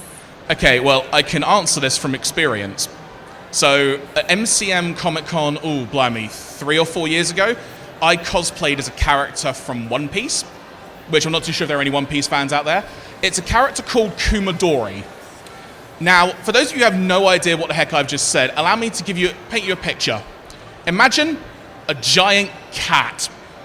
He's wearing a black suit, a starched green tie, I think it was a bright pink wig with kabuki makeup, and he holds a giant golden lance. That was me for 3 days at MCM in London. It was quite an experience. Colourful. I know, right? And obviously one of the big movies coming out, talking about the comic books, is Batman versus Superman. So if you're going to choose a side, who would you choose? Oh, Batman. Batman all the way. Batman to me is one of the best DC comic characters. The amount of depth involved, and also, like, in many ways you could compare Bruce Wayne, Batman, to someone from many anime, like in Evangelion, with the amount of emotional distress he goes through. I can sort of relate to that in a weird way. But yeah, Batman all the way. Brilliant. And so lastly, can you show us and tell us some of the products that you've got, some of the new stuff that might be coming out? Yeah, sure thing. Well, I mentioned earlier Sword Art Online, and what we have done for our release is we're releasing it over 4 parts, second season. So with the first part, it comes in a gorgeous mirrorboard style box, which we're super proud of, and you can fit all 4 parts inside. And that's available now, as is part 2, which I conveniently have here. And what you get in both part 1 and 2, you get, like I say, a rigid case around it. There's a digipack inside to hold the DVD and Blu-ray discs, so regardless which format you want, you get both. And that was done at an affordable price to the consumer as possible. We made sure of that because we want everyone to be able to get their hands on this if they want it. And you also get a data book in there filled with information about the show, and we're packing in one of those books with each volume of it. And there will be 4 parts total, and part 3 is out on the 11th of April. Brilliant. Well, everyone can check that out at the stores here and also online at alltheanime.com. So thank you very much, and please give it up for Jeremy. And if I can gate crash your ending there for a little bit, I do have a bit of news I want to share, if that's all right, because there is a new title that we want to make known that we're bringing to the UK later this year. And how many of you have heard of a series called Psycho Pass? We're bringing the movie of that to the UK later this year. It follows on directly from... Ooh, did I get cut off there? I don't know. I'm being censored. No, I'm not. Psycho Pass 2. I'm just going to lean here. This seems to work better. If Psycho Pass the movie follows on directly from the events of Season 2. Season 1 was released by Manga Entertainment over here. We're releasing the second season in May.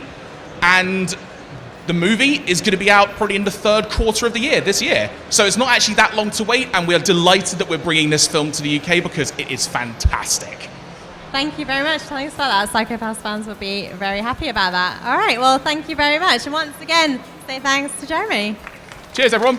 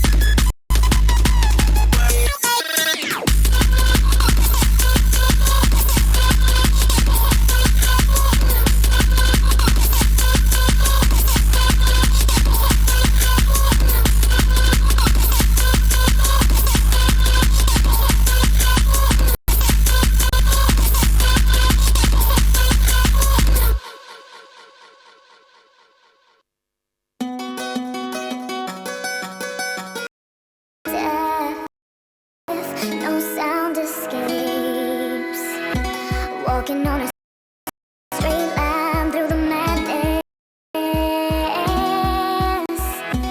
Everything around me, oh, it fades away. I can't help but wonder how it got this way. I can't help this feeling.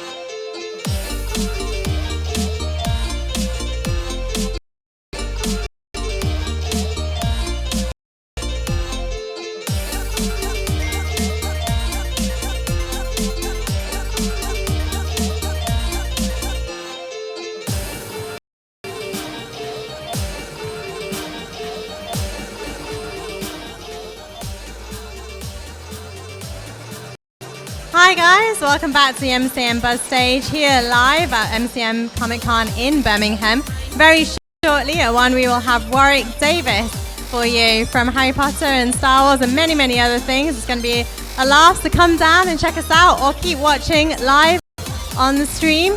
We are at YouTube, the MCMBuzz channel, and we are also on Twitter at MCMBuzz, so follow us. Remember, we also have some signed photos from all our guests this weekend to give away, so answer a simple question on YouTube, on Twitter by subscribing and following, and you have a chance to win. Stay tuned for Warwick Davis.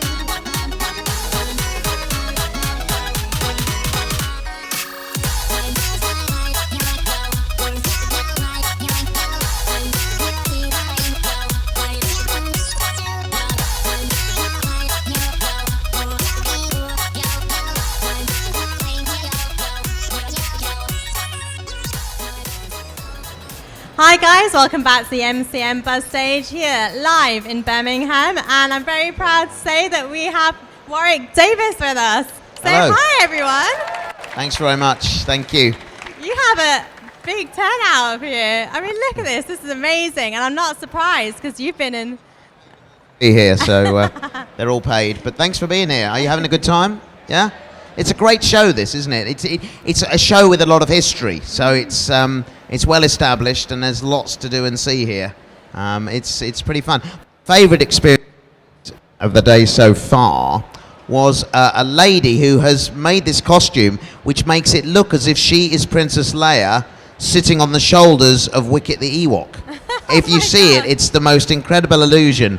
It's brilliant. It's the similar way that Bernie Clifton used to ride around on an emu in the olden days. And yeah, look out for her. It's amazing. That's fantastic. I mean, obviously, you must see lots of things at the Comic Cons, and you've done so many conventions. Does anything particularly stand out for you? What, from doing conventions? I mean, just really the kind of the love of the fans, really. I mean, you know, that's why we're all here as actors, because it's a great way of gauging your success and in your performance, because the fans will tell you whether you're any good or not. You know, as a film actor, you don't get an audience reaction, so this is where we get our audience reaction. And you know, without these guys, you know, we wouldn't have the success that we have. So I really do appreciate you getting out there, seeing the films and enjoying them and getting involved as you do. I think it's absolutely fantastic. So. Well, obviously you have fans from lots of different shows, because Yes. you've been on some huge franchises. We have to talk about Star Wars. I mean, you've been in all 3 trilogies, and I feel like you're an ambassador of sorts for the Star Wars Well, franchise. kind of. I mean, I was a fan in 1977 when I went to see Star Wars at the age of 7, and that has never left me. So, as well as being in the films, I am a fan. I love the Star Wars movies. So, in a way, I have become an ambassador because I just like talking about them whenever I can. And I share the passion of the fans here today as well, and was very excited to hear that they were doing The Force Awakens. You know, when they announced a new Star Wars movie, you know, I never thought I would see the day when we'd learn what happens to the characters beyond the end of Return of the Jedi. And there's so much energy behind Star Wars now, what with Rogue One and, of course, the shooting of Episode 8 now. It's just fantastic. Are you in Episode 8? Yeah, I am in it. Yeah, people spotted me filming in Dubrovnik last weekend, so I got busted. You got outed. And are you going to be playing multiple roles again? I can't speak about my involvement in the film in any detail at all at this point. And obviously, you know, in the original movie Return of the Jedi, with your first appearance, you play Wicket the Ewok. I love the Ewoks, and I've always wanted to dress up as one. Probably a bit too sort of tall now, maybe when I was a kid. But if you were going to give someone a tip of how to be an Ewok, what would you tell them? How to be an Ewok? Well, you know, the character Wicket was actually based on my pet dog at the time. I noticed that whenever a dog is curious about hearing a strange sound, they tilt their heads like that. So I did quite a lot of that. And also, you know, the thing about Ewoks is that their faces are inanimate. There were no moving parts. So to bring my face to life, I was fortunately able to get my own tongue between the teeth. So if you watch the film, you see Wicket's little tongue when he's talking. That's my own tongue, just managing to get through. They weren't designed for that. It's just something I was able to do, which, you know, gave the whole thing a little bit more life. But you have to have a bit of stamina as well. It's very hot in an Ewok costume. You also have to be very short. So that's my top tips on being an Ewok. So act a bit like a dog and be able to take the heat. Exactly. Yeah. And obviously one of the scenes that we remember you from is your scene with Princess Leia, and you got to reenact that at the 30th anniversary. Can you tell us about that? Yeah, if you remember Return of the Jedi, Wicket discovers Princess Leia. She's crashed her speeder bike. She's unconscious, and I come along with my spear and give her a poke, and she wakes up. I had the privilege of interviewing Carrie at Star Wars Celebration Europe a couple of years ago, and while she was on stage, I couldn't resist asking if we could recreate that scene for the fans, the 2,000 fans in the room at that point, and we did. So she laid on the floor. Her dog was on stage as well, ripping one of my little Ewok teddies to shreds. And then we got behind the couch and we popped up as if we were popping up from behind the log in the movie as well. So yeah, it was a pretty accurate recreation, except I wasn't hairy. And we have to ask you as well about the other big franchise that you've been in and multiple roles in is Harry Potter. And I thought you were going to say Leprechaun, but you I didn't. want to say Leprechaun as well. I know. I was joking. There are some people who've seen Leprechaun here, and you can see them a mile off. They're slightly odd. Well, I've seen it, and I want to ask you, do you remember the rap from Leprechaun in the Hood? Mean, it's pretty embarrassing, though, isn't it? I mean, white people can't rap, I don't think, and I just was no good at doing it. But it was I come from the land of the Irish Spring. Dublin's the place where I do my thing. And I don't remember the rest of it, but there you go. Fantastic. Yeah, I mean, you don't have to applaud. Don't humour me, honestly. But yeah, so Harry Potter. Yeah, I mean, what an amazing series of films.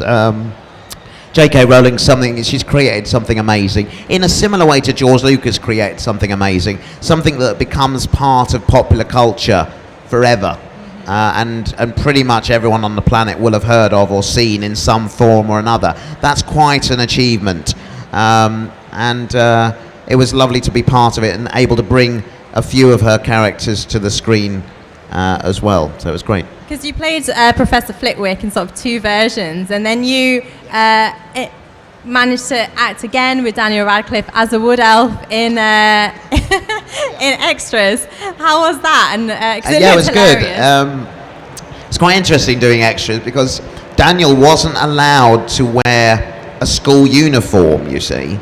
So to get around that, they put him in a Scout's uniform, because they didn't want any similarity between him in that and him in Harry Potter. But he still wore round glasses, which to me, you know, really kind of typifies Harry Potter. But Daniel kept laughing. The outtakes are on the DVD and also on YouTube, but you should check them out because every time I did my little elf acting, Daniel couldn't help but kind of laugh. But yeah, we had fun. I enjoyed calling him a specky little git, which was great. I've been holding that in for years while we were making the movies. I couldn't wait. Now you can say it to everyone. Well, I'm afraid that's all we have time for. Aww. Thank you so much for being here. We really appreciate it. No Good worries. luck with the Star Wars movies. Thank you very much. And everyone say thanks to Warwick Davis. Cheers. Thank you. Thank you very much. Remember just to stay tuned because we will be back very soon with our next panel. And remember, we are on Twitter and on YouTube, and we have some giveaways for you with signed copies from people like Warwick. So if you want to have a chance of winning those, then keep watching and subscribe.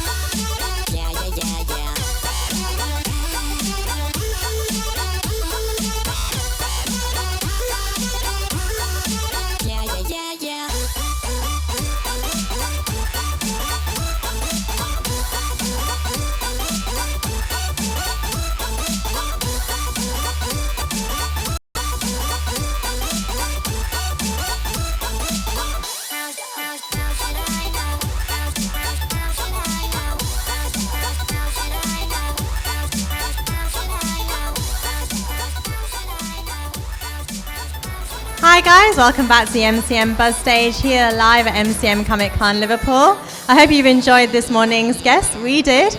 We have more coming up for you. We have this, very shortly, we have Noah Huntley at 2 o'clock from Snow White and the Huntsman. And then later on we have Paul Amos and Victoria Atkin of Assassin's Creed. If you want to find out what we have on tomorrow, then check us out here. And we hope you keep watching. Stay tuned and join us back shortly for Noah Huntley.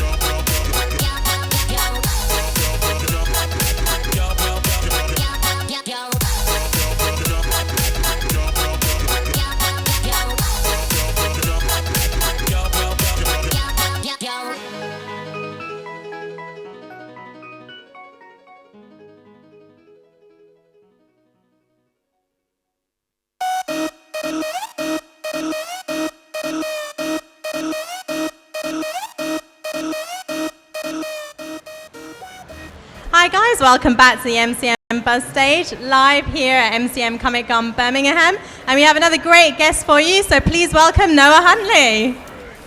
Hello. Hi. Oh God, it's loud. Hi. Okay, put that further away. So, how are you? I'm fine. I'm slightly overwhelmed and amazed, and I think this is such a wonderful experience. Is this your first Comic Con? Totally, I'm a Comic Con Wow. virgin. Yeah. Comic Con virgin. Yeah. Loving it. So, what have you seen so far? What's amazed you so far? Well, I did a computer game called Space Marines about 4 years ago with Mark Strong and Danny Webb. We were the voices, and they did some motion capture at the same time. And I saw one of the Imperial Guard, which I was playing, and someone had probably knew more about the character than I did, and I played the character in the computer game. So that was kind of amazing. That's fantastic. I mean, it's always great to see like lots of different fans here. And have you met fans from different shows so far? So obviously different projects that you've done. Yeah, it's the first time, so I'm just sort of learning what it's all about and so on. But I've been acting since I was 11, so as an adult actor over the last 20 years, I've kind of done lots of TV and film and computer games and narration and National Geographics and all of these different disciplines, and never sort of imagined that there was one thing that stuck out particularly. So it's nice to meet people that know you from those different disciplines. And obviously, as you mentioned, you have done lots of different shows and films. At the moment, I have to say, I've been watching The World and I'm kind of addicted. So you play a captain, Alice Lacey. Yeah. And you're acting in that show with Elizabeth. Yes. So how is it acting with Elizabeth Hurley? I think she's great. I think it's a perfect role for her. There's a sense of the theatrical almost. It's a little bit over the top as a show. It's quite tongue-in-cheek, and all of those qualities that she naturally has brought to everything she's done are kind of coming out in the show. So I'm really enjoying it. Yeah, it's great to be part of. What's happened to the captain? Can you say? Captain Lacey. Well, there's an uncanny resemblance between him, my character, and strangely enough, the character that I was the older version of in Narnia, the Peter character. Yeah. So William Moseley, who plays the prince in the show, was also the younger me, or rather I was the older him in Narnia. And the casting people and the producers at Lionsgate who put the show together didn't realise that when they cast me. So it's been an interesting sort of, isn't there an uncanny resemblance? And you're having an affair with the Queen, and these are her children. So there's that storyline hasn't even really been opened up yet. It's just been hinted at in the past. So season 2, we see that kind of develop more, and it's a nice storyline, I think, through the show, which is there's a lot changing the whole time, and yet there seems to be some heart in their relationship, which is not necessarily there in the rest of the show or what the rest of the show's kind about. Of mean. Yeah. I think he's quite a grounding influence because of this history that they have together. Yeah. Have you met any royals in real life? Well, I was dating for a while Sophie Winkleman, who's now Sophie Windsor. So she's Lord Freddie's wife. I think he's 30th in line to the throne. That's about as close as I've got. Oh, wow. That's a fair claim to royalty, yeah. And whereabouts are you in filming of that show now? So, well, we finished season 2 and they've just commissioned season 3 and they haven't started filming on that yet. So we're still to see scripts and see how it all unfolds. We're as in the dark as anyone else. Is there anything that you hope will happen in season 3? Well, I think they're in a nice place now because he's obviously been accommodating her every will and her mother's ambition that was sort of prevalent and opened up in the first season. And then in season 2, he's assassinated effectively at the end of season 1. And in season 2, he comes back, and it turns out, well, I probably shouldn't. This is probably a spoiler alert at this point, but anyway. He is still alive, and so now it's about what he's going to do, having apparently been almost assassinated, presumably by the woman that he loves. So that's what stay tuned and see. Yeah, exactly. And you play another regal part, I suppose, as King Magnus in Snow White and the Huntsman. Yeah, there've been lots of swords and crowns. Yeah, swords and in the last few crowns and horseback riding, all that stuff. So what was it like doing that part? Did you have to train a lot for that? In Snow White, did I have to train a lot? Well, they have a tendency now to get everyone sort of rehearsing for the first 3 weeks, which basically means sort of pottering around on horses, getting to know your horse in these things, and then they start filming, and then sort of contracts are signed somewhere in amongst all that, and so yeah, there's usually a bit of horse riding that's come into all of those roles. I'm slightly confused with the question now. Lost myself. No, that's fine. I mean, obviously you're asking about the training, and also, you're using swords and that kind of thing in the film. So, did you know much? Did you have much swordsmanship? You start to become quite familiar with the teams. It's generally the same stunt teams, and often the same horses and the same horse handlers that have horses that they use on films and TV. So, actually, it tends to be the same people. So, yeah. And uncannily, you get assassinated by the Queen. I die in everything I do. You just die. It's my USP. A guy who dies. A guy that we think is going to be a hero and dies. Just. You must die well then. Yeah, well, I don't know. I'm getting a bit complacent with it now. It's like, just croak and I'm out. And I have to make a bit more of an conscious effort to die properly these days. And what was it like with this Queen, with Charlize Theron? I mean, I think that's most male fantasy, isn't it? Possibly female fantasy. So there we go. In bed with Charlize and then you die. I think it's probably quite a good way to go. It was quite a funny situation with that actually, because around this particular screen death, she pulls and stabs me after poisoning me, and they cut out the sort of preamble so you don't see the poison chalice bit. I think they thought, actually, why give him 2 deaths? We know he's going to die anyway, 1 or 2. So good old-fashioned stabbing worked on that one. So they fitted me with a sort of toughened foam goes over the top of that, and then another piece of foam, and then your outfit, and then that's that. So she pulls out the dagger, and then she thrusts pretty hard into this plate over this foam, and it was a good, she had a good sort of target area, but it was getting higher and higher and higher up. And at one point, the stuntman kept coming, going, looking very nervous, and it turned out that she was getting pretty close to my sternum. So that's the truth of my experience with Charlize. Did she hit you hard? Really hard.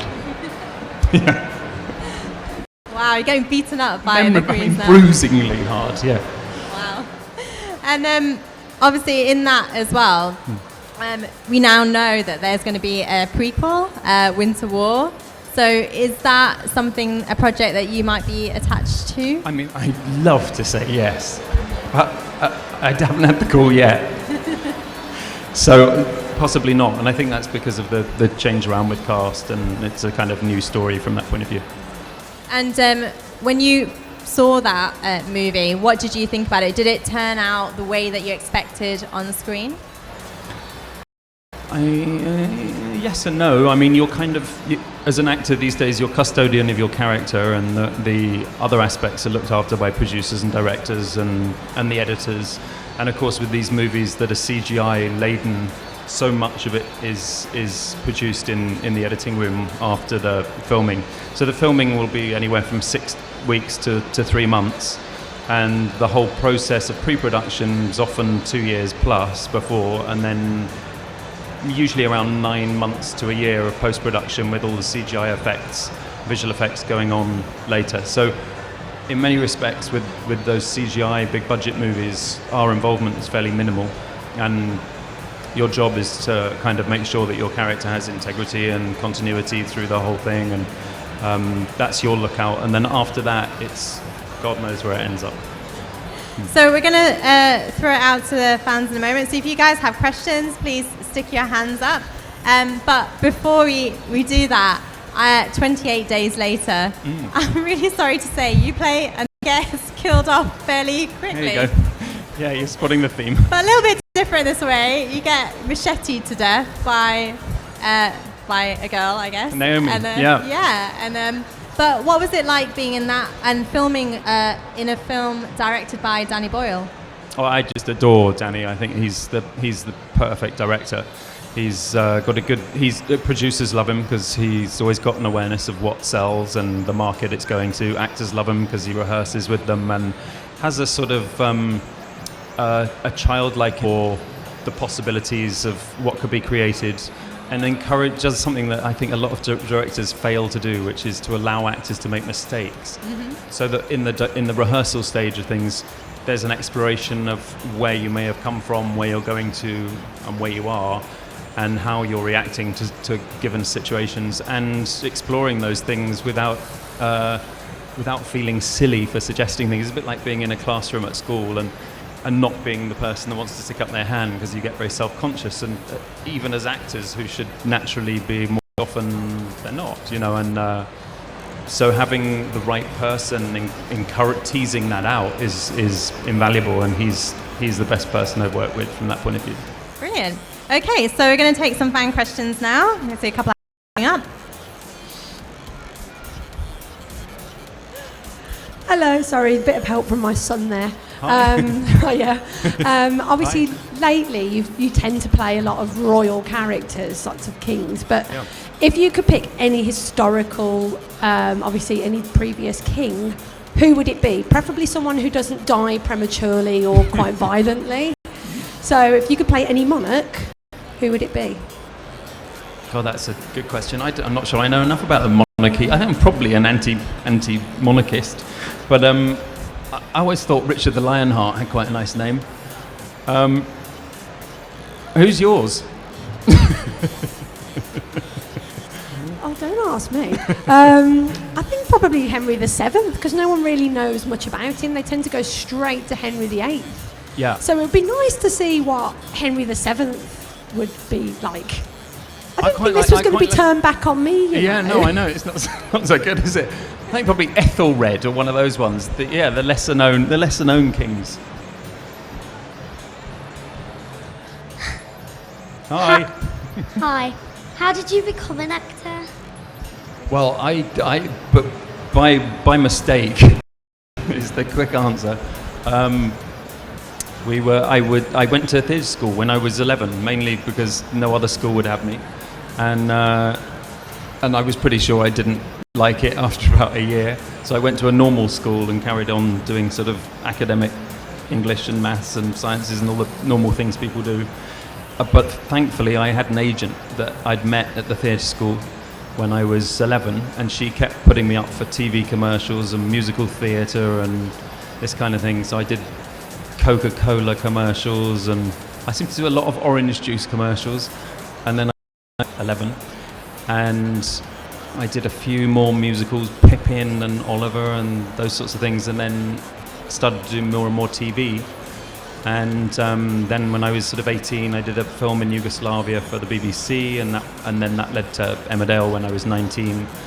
And then that led to not doing TV for another 10 years and focusing on film and theatre, and then coming back to TV and mainstream television with Holby City. And it'll probably be another 10 years before I go back to But you have done quite varied stuff, but I'd say most of your roles are fairly intense. Are we ever going to see you do like a comedy or a musical on TV? Yeah, absolutely. And there have been sort of comedic moments that have come through, but they tend to be, lesser known. Yeah, I agree. They're always quite dramatic, and they do seem to involve these deaths the whole time. I'd quite like to do just a rom-com. That would be great. I think you'd be great in that. I wanted to ask you as well about Dracula Untold, which is it's another sort of retelling, really, of a famous story like Snow White. And but that was filmed in Ireland. Yeah. Did you have fun when you were off set? It was such a fun cast. I mean, I think there were probably 2 female characters in the thing, so there was a lot of testosterone flying around Belfast. Do you have any stories from that set? Not that I'm going to tell you, but it was really fun hanging out with Dominic Cooper, and Luke's the lion's share of that film. He was sort of pretty intensely involved filming every day, and we, in comparison, we were kind of on Easy Street. And we were in an amazing hotel, and they had a great cocktail bar, and it was a fun 3 months. Sounds brilliant. Yeah. Well, lastly, just a couple of quick questions for you, since we're at Comic-Con and you were mentioning some of the characters dressing up. So if you were going to dress up as any character, who would you choose? I mean, minions. I think I'd be I couldn't be a minion. It'd be ridiculous. You could be a minion. It'd be a ridiculous outfit. There's a full-size Lego Batman walking around. So. But there you go. I mean, yeah, as I say, funny seeing one of these space marines going around. I'm so pleased to see that.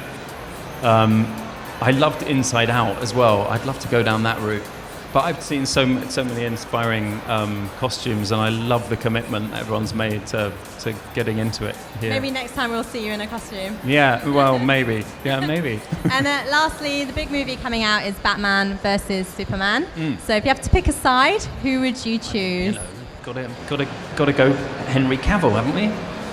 Can't go for Ben Affleck. Yeah, I think probably Superman. Brilliant.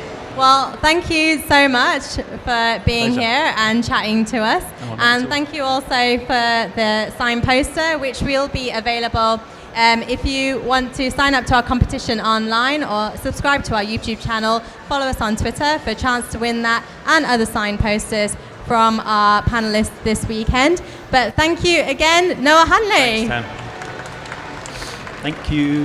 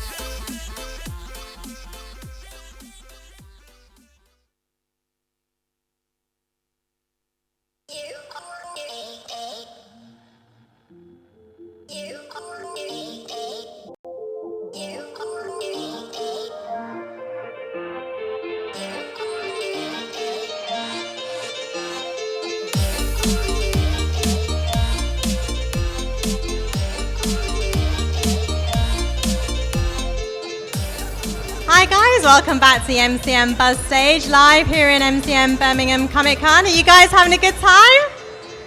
Hey. So very shortly we have another panel coming up for you, the last panel of the day, but it's going to be a good one with Paul Amos and Victoria Atkins from Assassin's Creed. And then tomorrow we have lots more panels for you, so you can just check those out too. We are live streaming online. We also have the video weekend and our previous weekends here at the Comic Con at the MyMBuzz stage. So stay tuned for Assassin's Creed.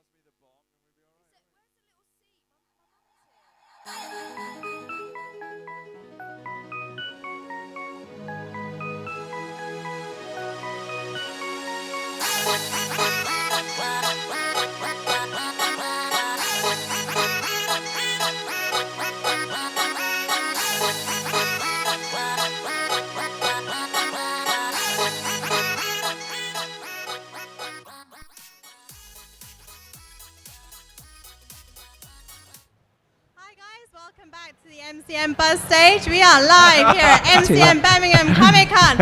We have some amazing guests for you right now, so please say hi to Paul Amos and Victoria Atkin. Oh, you can do louder than that. Come on. We're more exciting than that. Oh, there you go. Spider-Man. What about me? My God. It's right, my mum's shouting over there. Shut up. That's the one that counts. That's Victoria's mum, by the way, everyone. Say hi to Victoria's mum. How are you guys?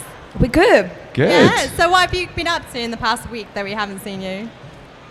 Well, I got engaged. Oh yeah, Paul got engaged. Oh, congratulations. There is a romantic bone in my body. But now I'll go back to being the horrible, cynical person I am. He No. did a very romantic proposal. You should tell them. Well, yeah. Well, I proposed on top of Snowdonia, so I did a 3,000-foot hike, and my partner thought I was going to have a heart attack because I was down on one knee. She literally thought I was having a heart attack. I just turned 40, so she thought maybe now's the time. Paul hasn't got long left. But I was actually down on my knee, and I proposed 3,000 feet up in the sky, I guess, in Wales. And the ring was forged from the gold of the area as well, and the diamonds. So, yeah. Wow. Amazing. Well, then this makes this a bit more apt because it was your birthday last week. You It just was. got engaged, so we have something for you. You got a little present. Whoa, it's It's better be nice. beer. We couldn't bring beer, so we bought you cupcakes. Oh, thank you. Hey, they look good, actually. They're They do. I want fancy. this one. Although we have to say, Victoria, I think you deserve one because you've just flown. What do you mean back- she deserves one? I deserve one just for putting up with you for a She weekend. was flying in business. No, actually, she flew in first class because she was the most stylish person at the airport. So they upgraded her. Literally, tell them. Yeah, I was in the airport lounge. So Stylish. I live in Los Angeles, and we went to Liverpool Comic Con last week, and I had to fly back. So I spent the week there, and then I flew back yesterday. And so I was sitting in the waiting area in the departure lounge, actually very tired from doing the weekend in Liverpool, about to do another 10.5-hour flight. And this lady came up to me and said, "Oh, hi, can I see your boarding pass?" And I actually thought she was going to like thieve it and try and get on the plane. She's just this random person.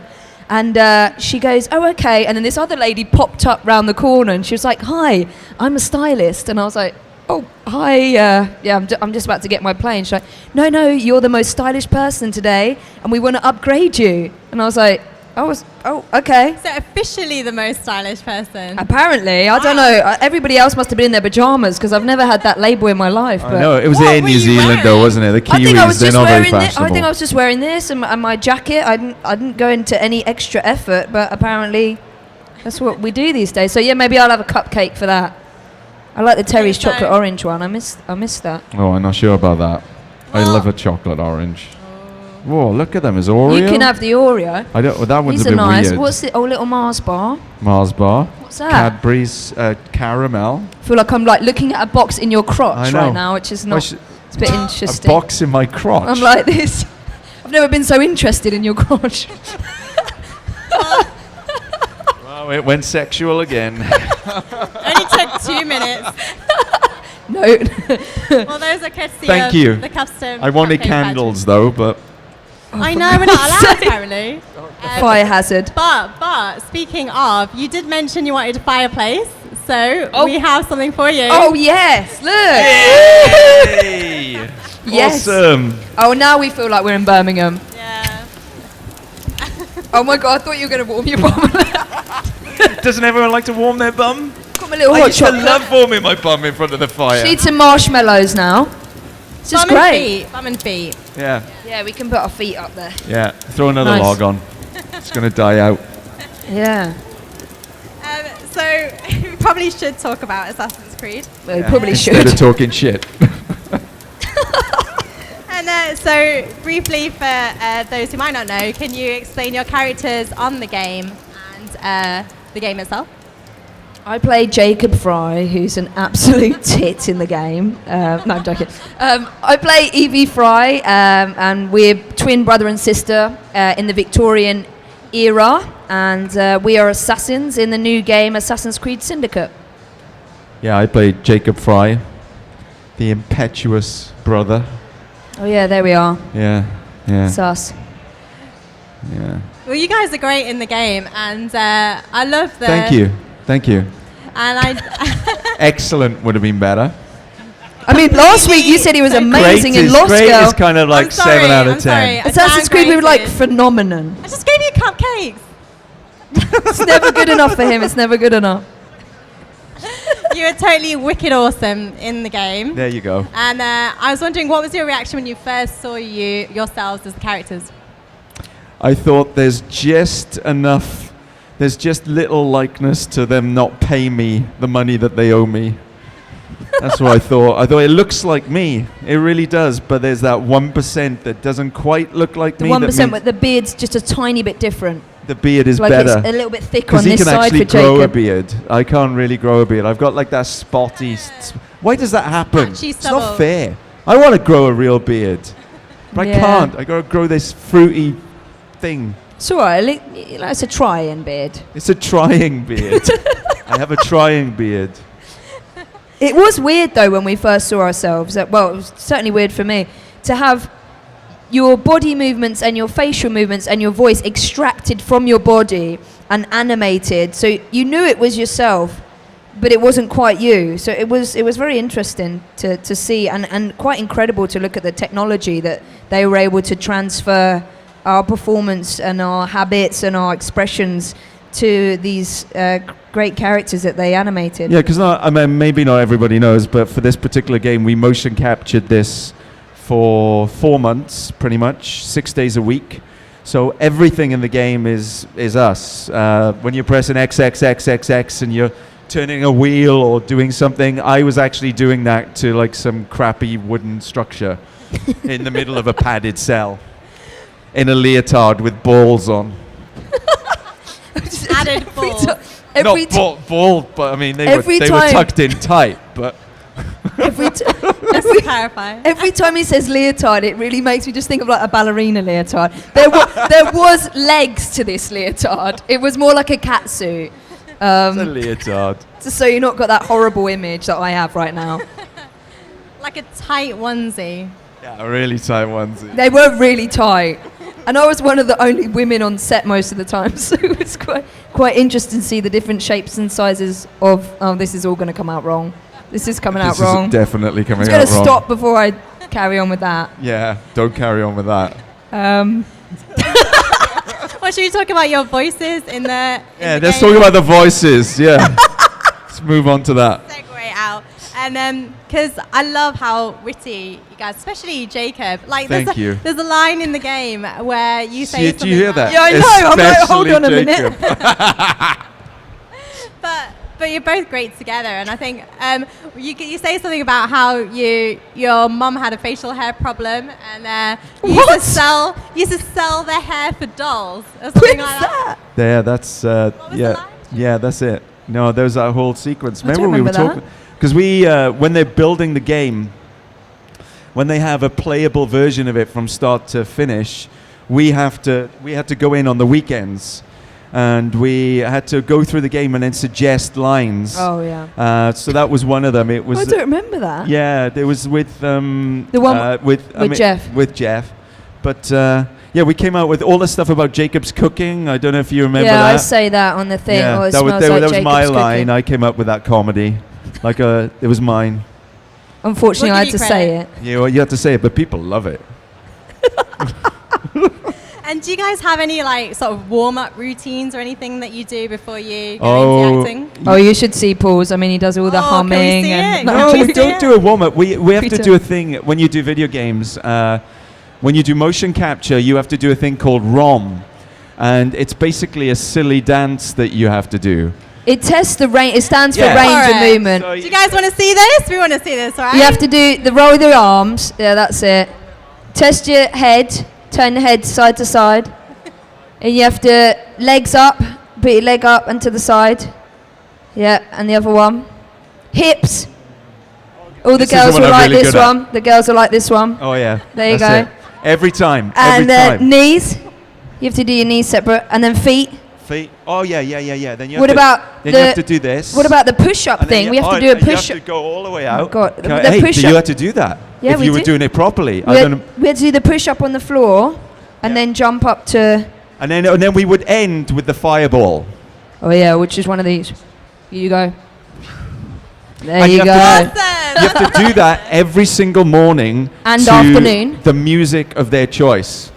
So we would have all kinds of stupid tunes. We like doing it to Spice Girls sometimes. And we did... I particularly like Lionel Richie's Hello. Oh, yeah, we did it to that. So slow. Hello. Oh, this was another movement that we did. One of these ones where you're like that. And then you test it over. Oh, you like that one? Yeah, because I was better than Powerful you. female. Oh, yeah. That's awesome. I think there's a round of applause for that. Thank That's you. fantastic. And you do that twice a day, every morning, every afternoon. You Because burn a lot of calories in that sweaty mocap suit, so Yeah. if anybody wants a workout, do that one. and you go a little insane. Just a little bit. Well, we have some questions, I'm sure, in the audience. So should we take a couple quickly?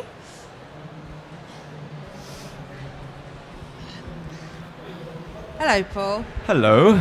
My daughter and myself mainly know you from Lost Girl. Yes. How did you like? What was it? What was it like? The only English person in the Welsh programme? person. Well, Welsh person. Yeah. Hey, see. I It's can't all right. look at She's that. dressed as like a queen, so we'll let her off. It's like daggers through my heart, that shirt right now. I still don't know what the score is. Anyone know what the Wales-Italy score is right now? Oh, he's going to get it up. Being the only Welsh person on the show was great. And also having all them gorgeous women around you, but ended up having to be the gay one. Well, he was bisexual, so, you know, he had his fun with the women as well. No, it was great. I really enjoyed doing that show.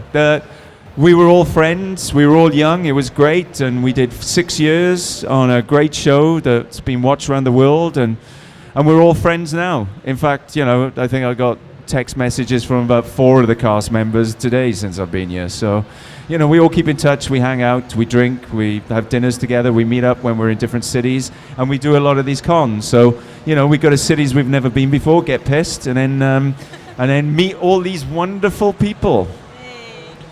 Yeah, it's awesome. 20-0 to Wales, get in. Hi. In the conceptual I design... hope it's 20-0 to France a bit later. In the conceptual design of your characters, did you get any say of what happened with your characters' designs, like costume-wise? And what would you change if you could within the design of how they look within the game? I did actually. What? That was to both of us. You did? Yeah, the pocket watch they didn't have before, and I spoke to Ramiro and we talked about that, and they added the pocket watch to Evie because I said this lady is, Did she ever use it in the game? No, we couldn't animate that, but it does appear on there. Because that probably would have cost another $20,000. Yeah, to there was a animate. couple of times where I was like, can she look at? No, she can't look at it, but she can have it. That's funny, it's because sometimes when you're making acting choices in mocap, you want to do something, they'll be like, no, that's going to cost $50,000 to do that. Yeah, if you take that pocket watch out of your pocket, Yeah, it's that's like, going to cost us a lot of money. no, but no, you no, can no, no, have no. it, so they can just think that you do use It's it. a nice idea, but no. But yeah, the pocket watch was added after a conversation that I had. And I think a lot of, we didn't want Evie to be highly sexualized or look too much like that. So the costume for her was talked about a lot. So, yeah. So...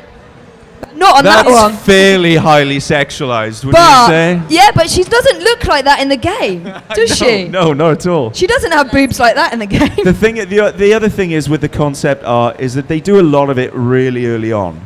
So the characters that, they put 2 life-size characters of Jacob and Evie in the rehearsal space, in the mocap space, that didn't look anything like the ones in the game. And they were super early on concept art. And it takes a long time, and there's so many different divisions of Ubisoft. The marketing is a different thing altogether to the actual game almost. I used to joke around. I had marketing Jacob and I had game Jacob. You have a different marketing voice for And Jacob. they're literally 2 different characters. And it's because marketing had a way of what they wanted to see it as, and then we did what we did on the game. And it's really difficult. So, and we don't have much of a say in terms of that stuff because those people are highly trained. They've been doing it for ages. They know what they want even before we arrived on. Yeah. But actually, something that I've not revealed at any convention is that Evie Ooh, it's originally. exclusive. I know. Evie originally was blonde. She was going to be blonde. The first pictures of her, she had blonde hair, and then. Oh, that's why. Yeah, that's why I was auditioning with actresses that were blonde. Yeah. That was way before. That was That's way right. after I was Yeah, and then they cast me, and then they thought, well, he. Shut up, Paul. Paul was so. Paul had to travel all over the world just to meet me. I didn't leave my house. I did. I had to take 11 flights in 1 week. And I to did get all this my job. auditions from my house. Yeah, and I then went from Mexico. I had to take 3 flights from Mexico. Then I flew over to London. Then I flew back to Toronto. And then I flew over to LA. Then I flew back to Toronto. Then I had a con in Winnipeg, and I had to come back. And then they finally told me I got the job on the Monday. They made you work for it. Yeah, and do you know what? She just sat in the bloody beach in LA. Yeah, the whole time. He was doing all that, and I did my first audition from home. I taped it at home and sent it there. Second audition I did from home, and then I did fly to Quebec, and then I came back to LA, and they flew Paul to me. Yeah, but Evie wasn't meant to be in the game much. Oh, so. shut up, Paul.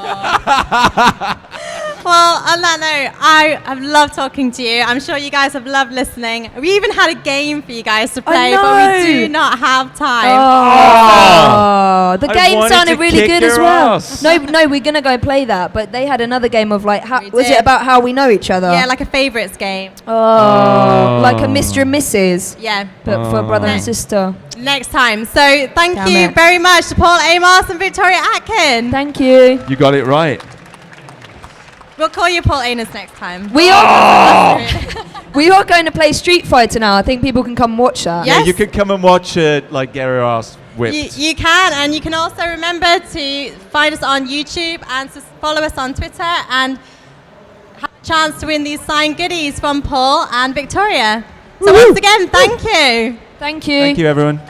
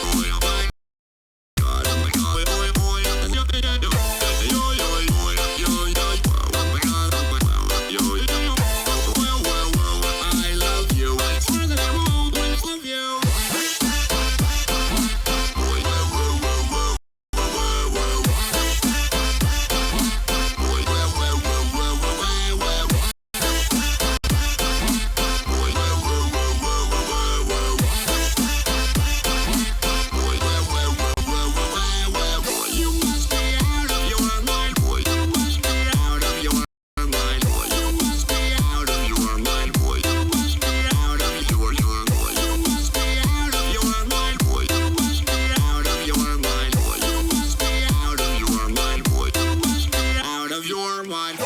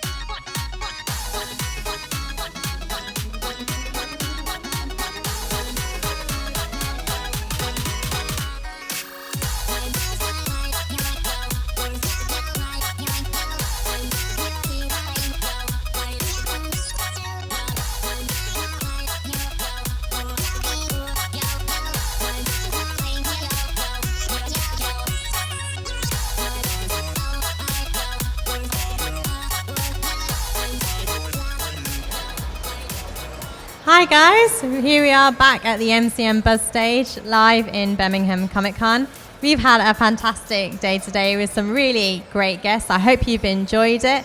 If you missed any of it, remember you can catch up on our YouTube channel, the MCM Buzz. We are also on Twitter. Follow us at MCM Buzz for extra little clips and win the chance to have the chance to win some of our amazing goodies that have been signed by our guests both in Liverpool and in Birmingham, such as our logo poster, some signed posters from our specific guests like this one from Victoria Atkin, and not forgetting our very special Batman versus Superman signed poster from all the guests both in Liverpool and here in Birmingham. Just remember you need to subscribe to the YouTube channel, follow us on Twitter, answer a simple question for the chance to win. We will be back from 10 a.m. tomorrow, live streaming with lots of guests from Deus Ex, Wireless, Red Dwarf, and Murdoch Mysteries. Do not miss it. And we also have a very special panel for you. Assassin's Creed's Paul Amos and Victoria Atkin will be returning to play a very special game of Mr. and Mrs. So don't miss it. Rest up and check us out tomorrow from 10 a.m. We will be back. See you then.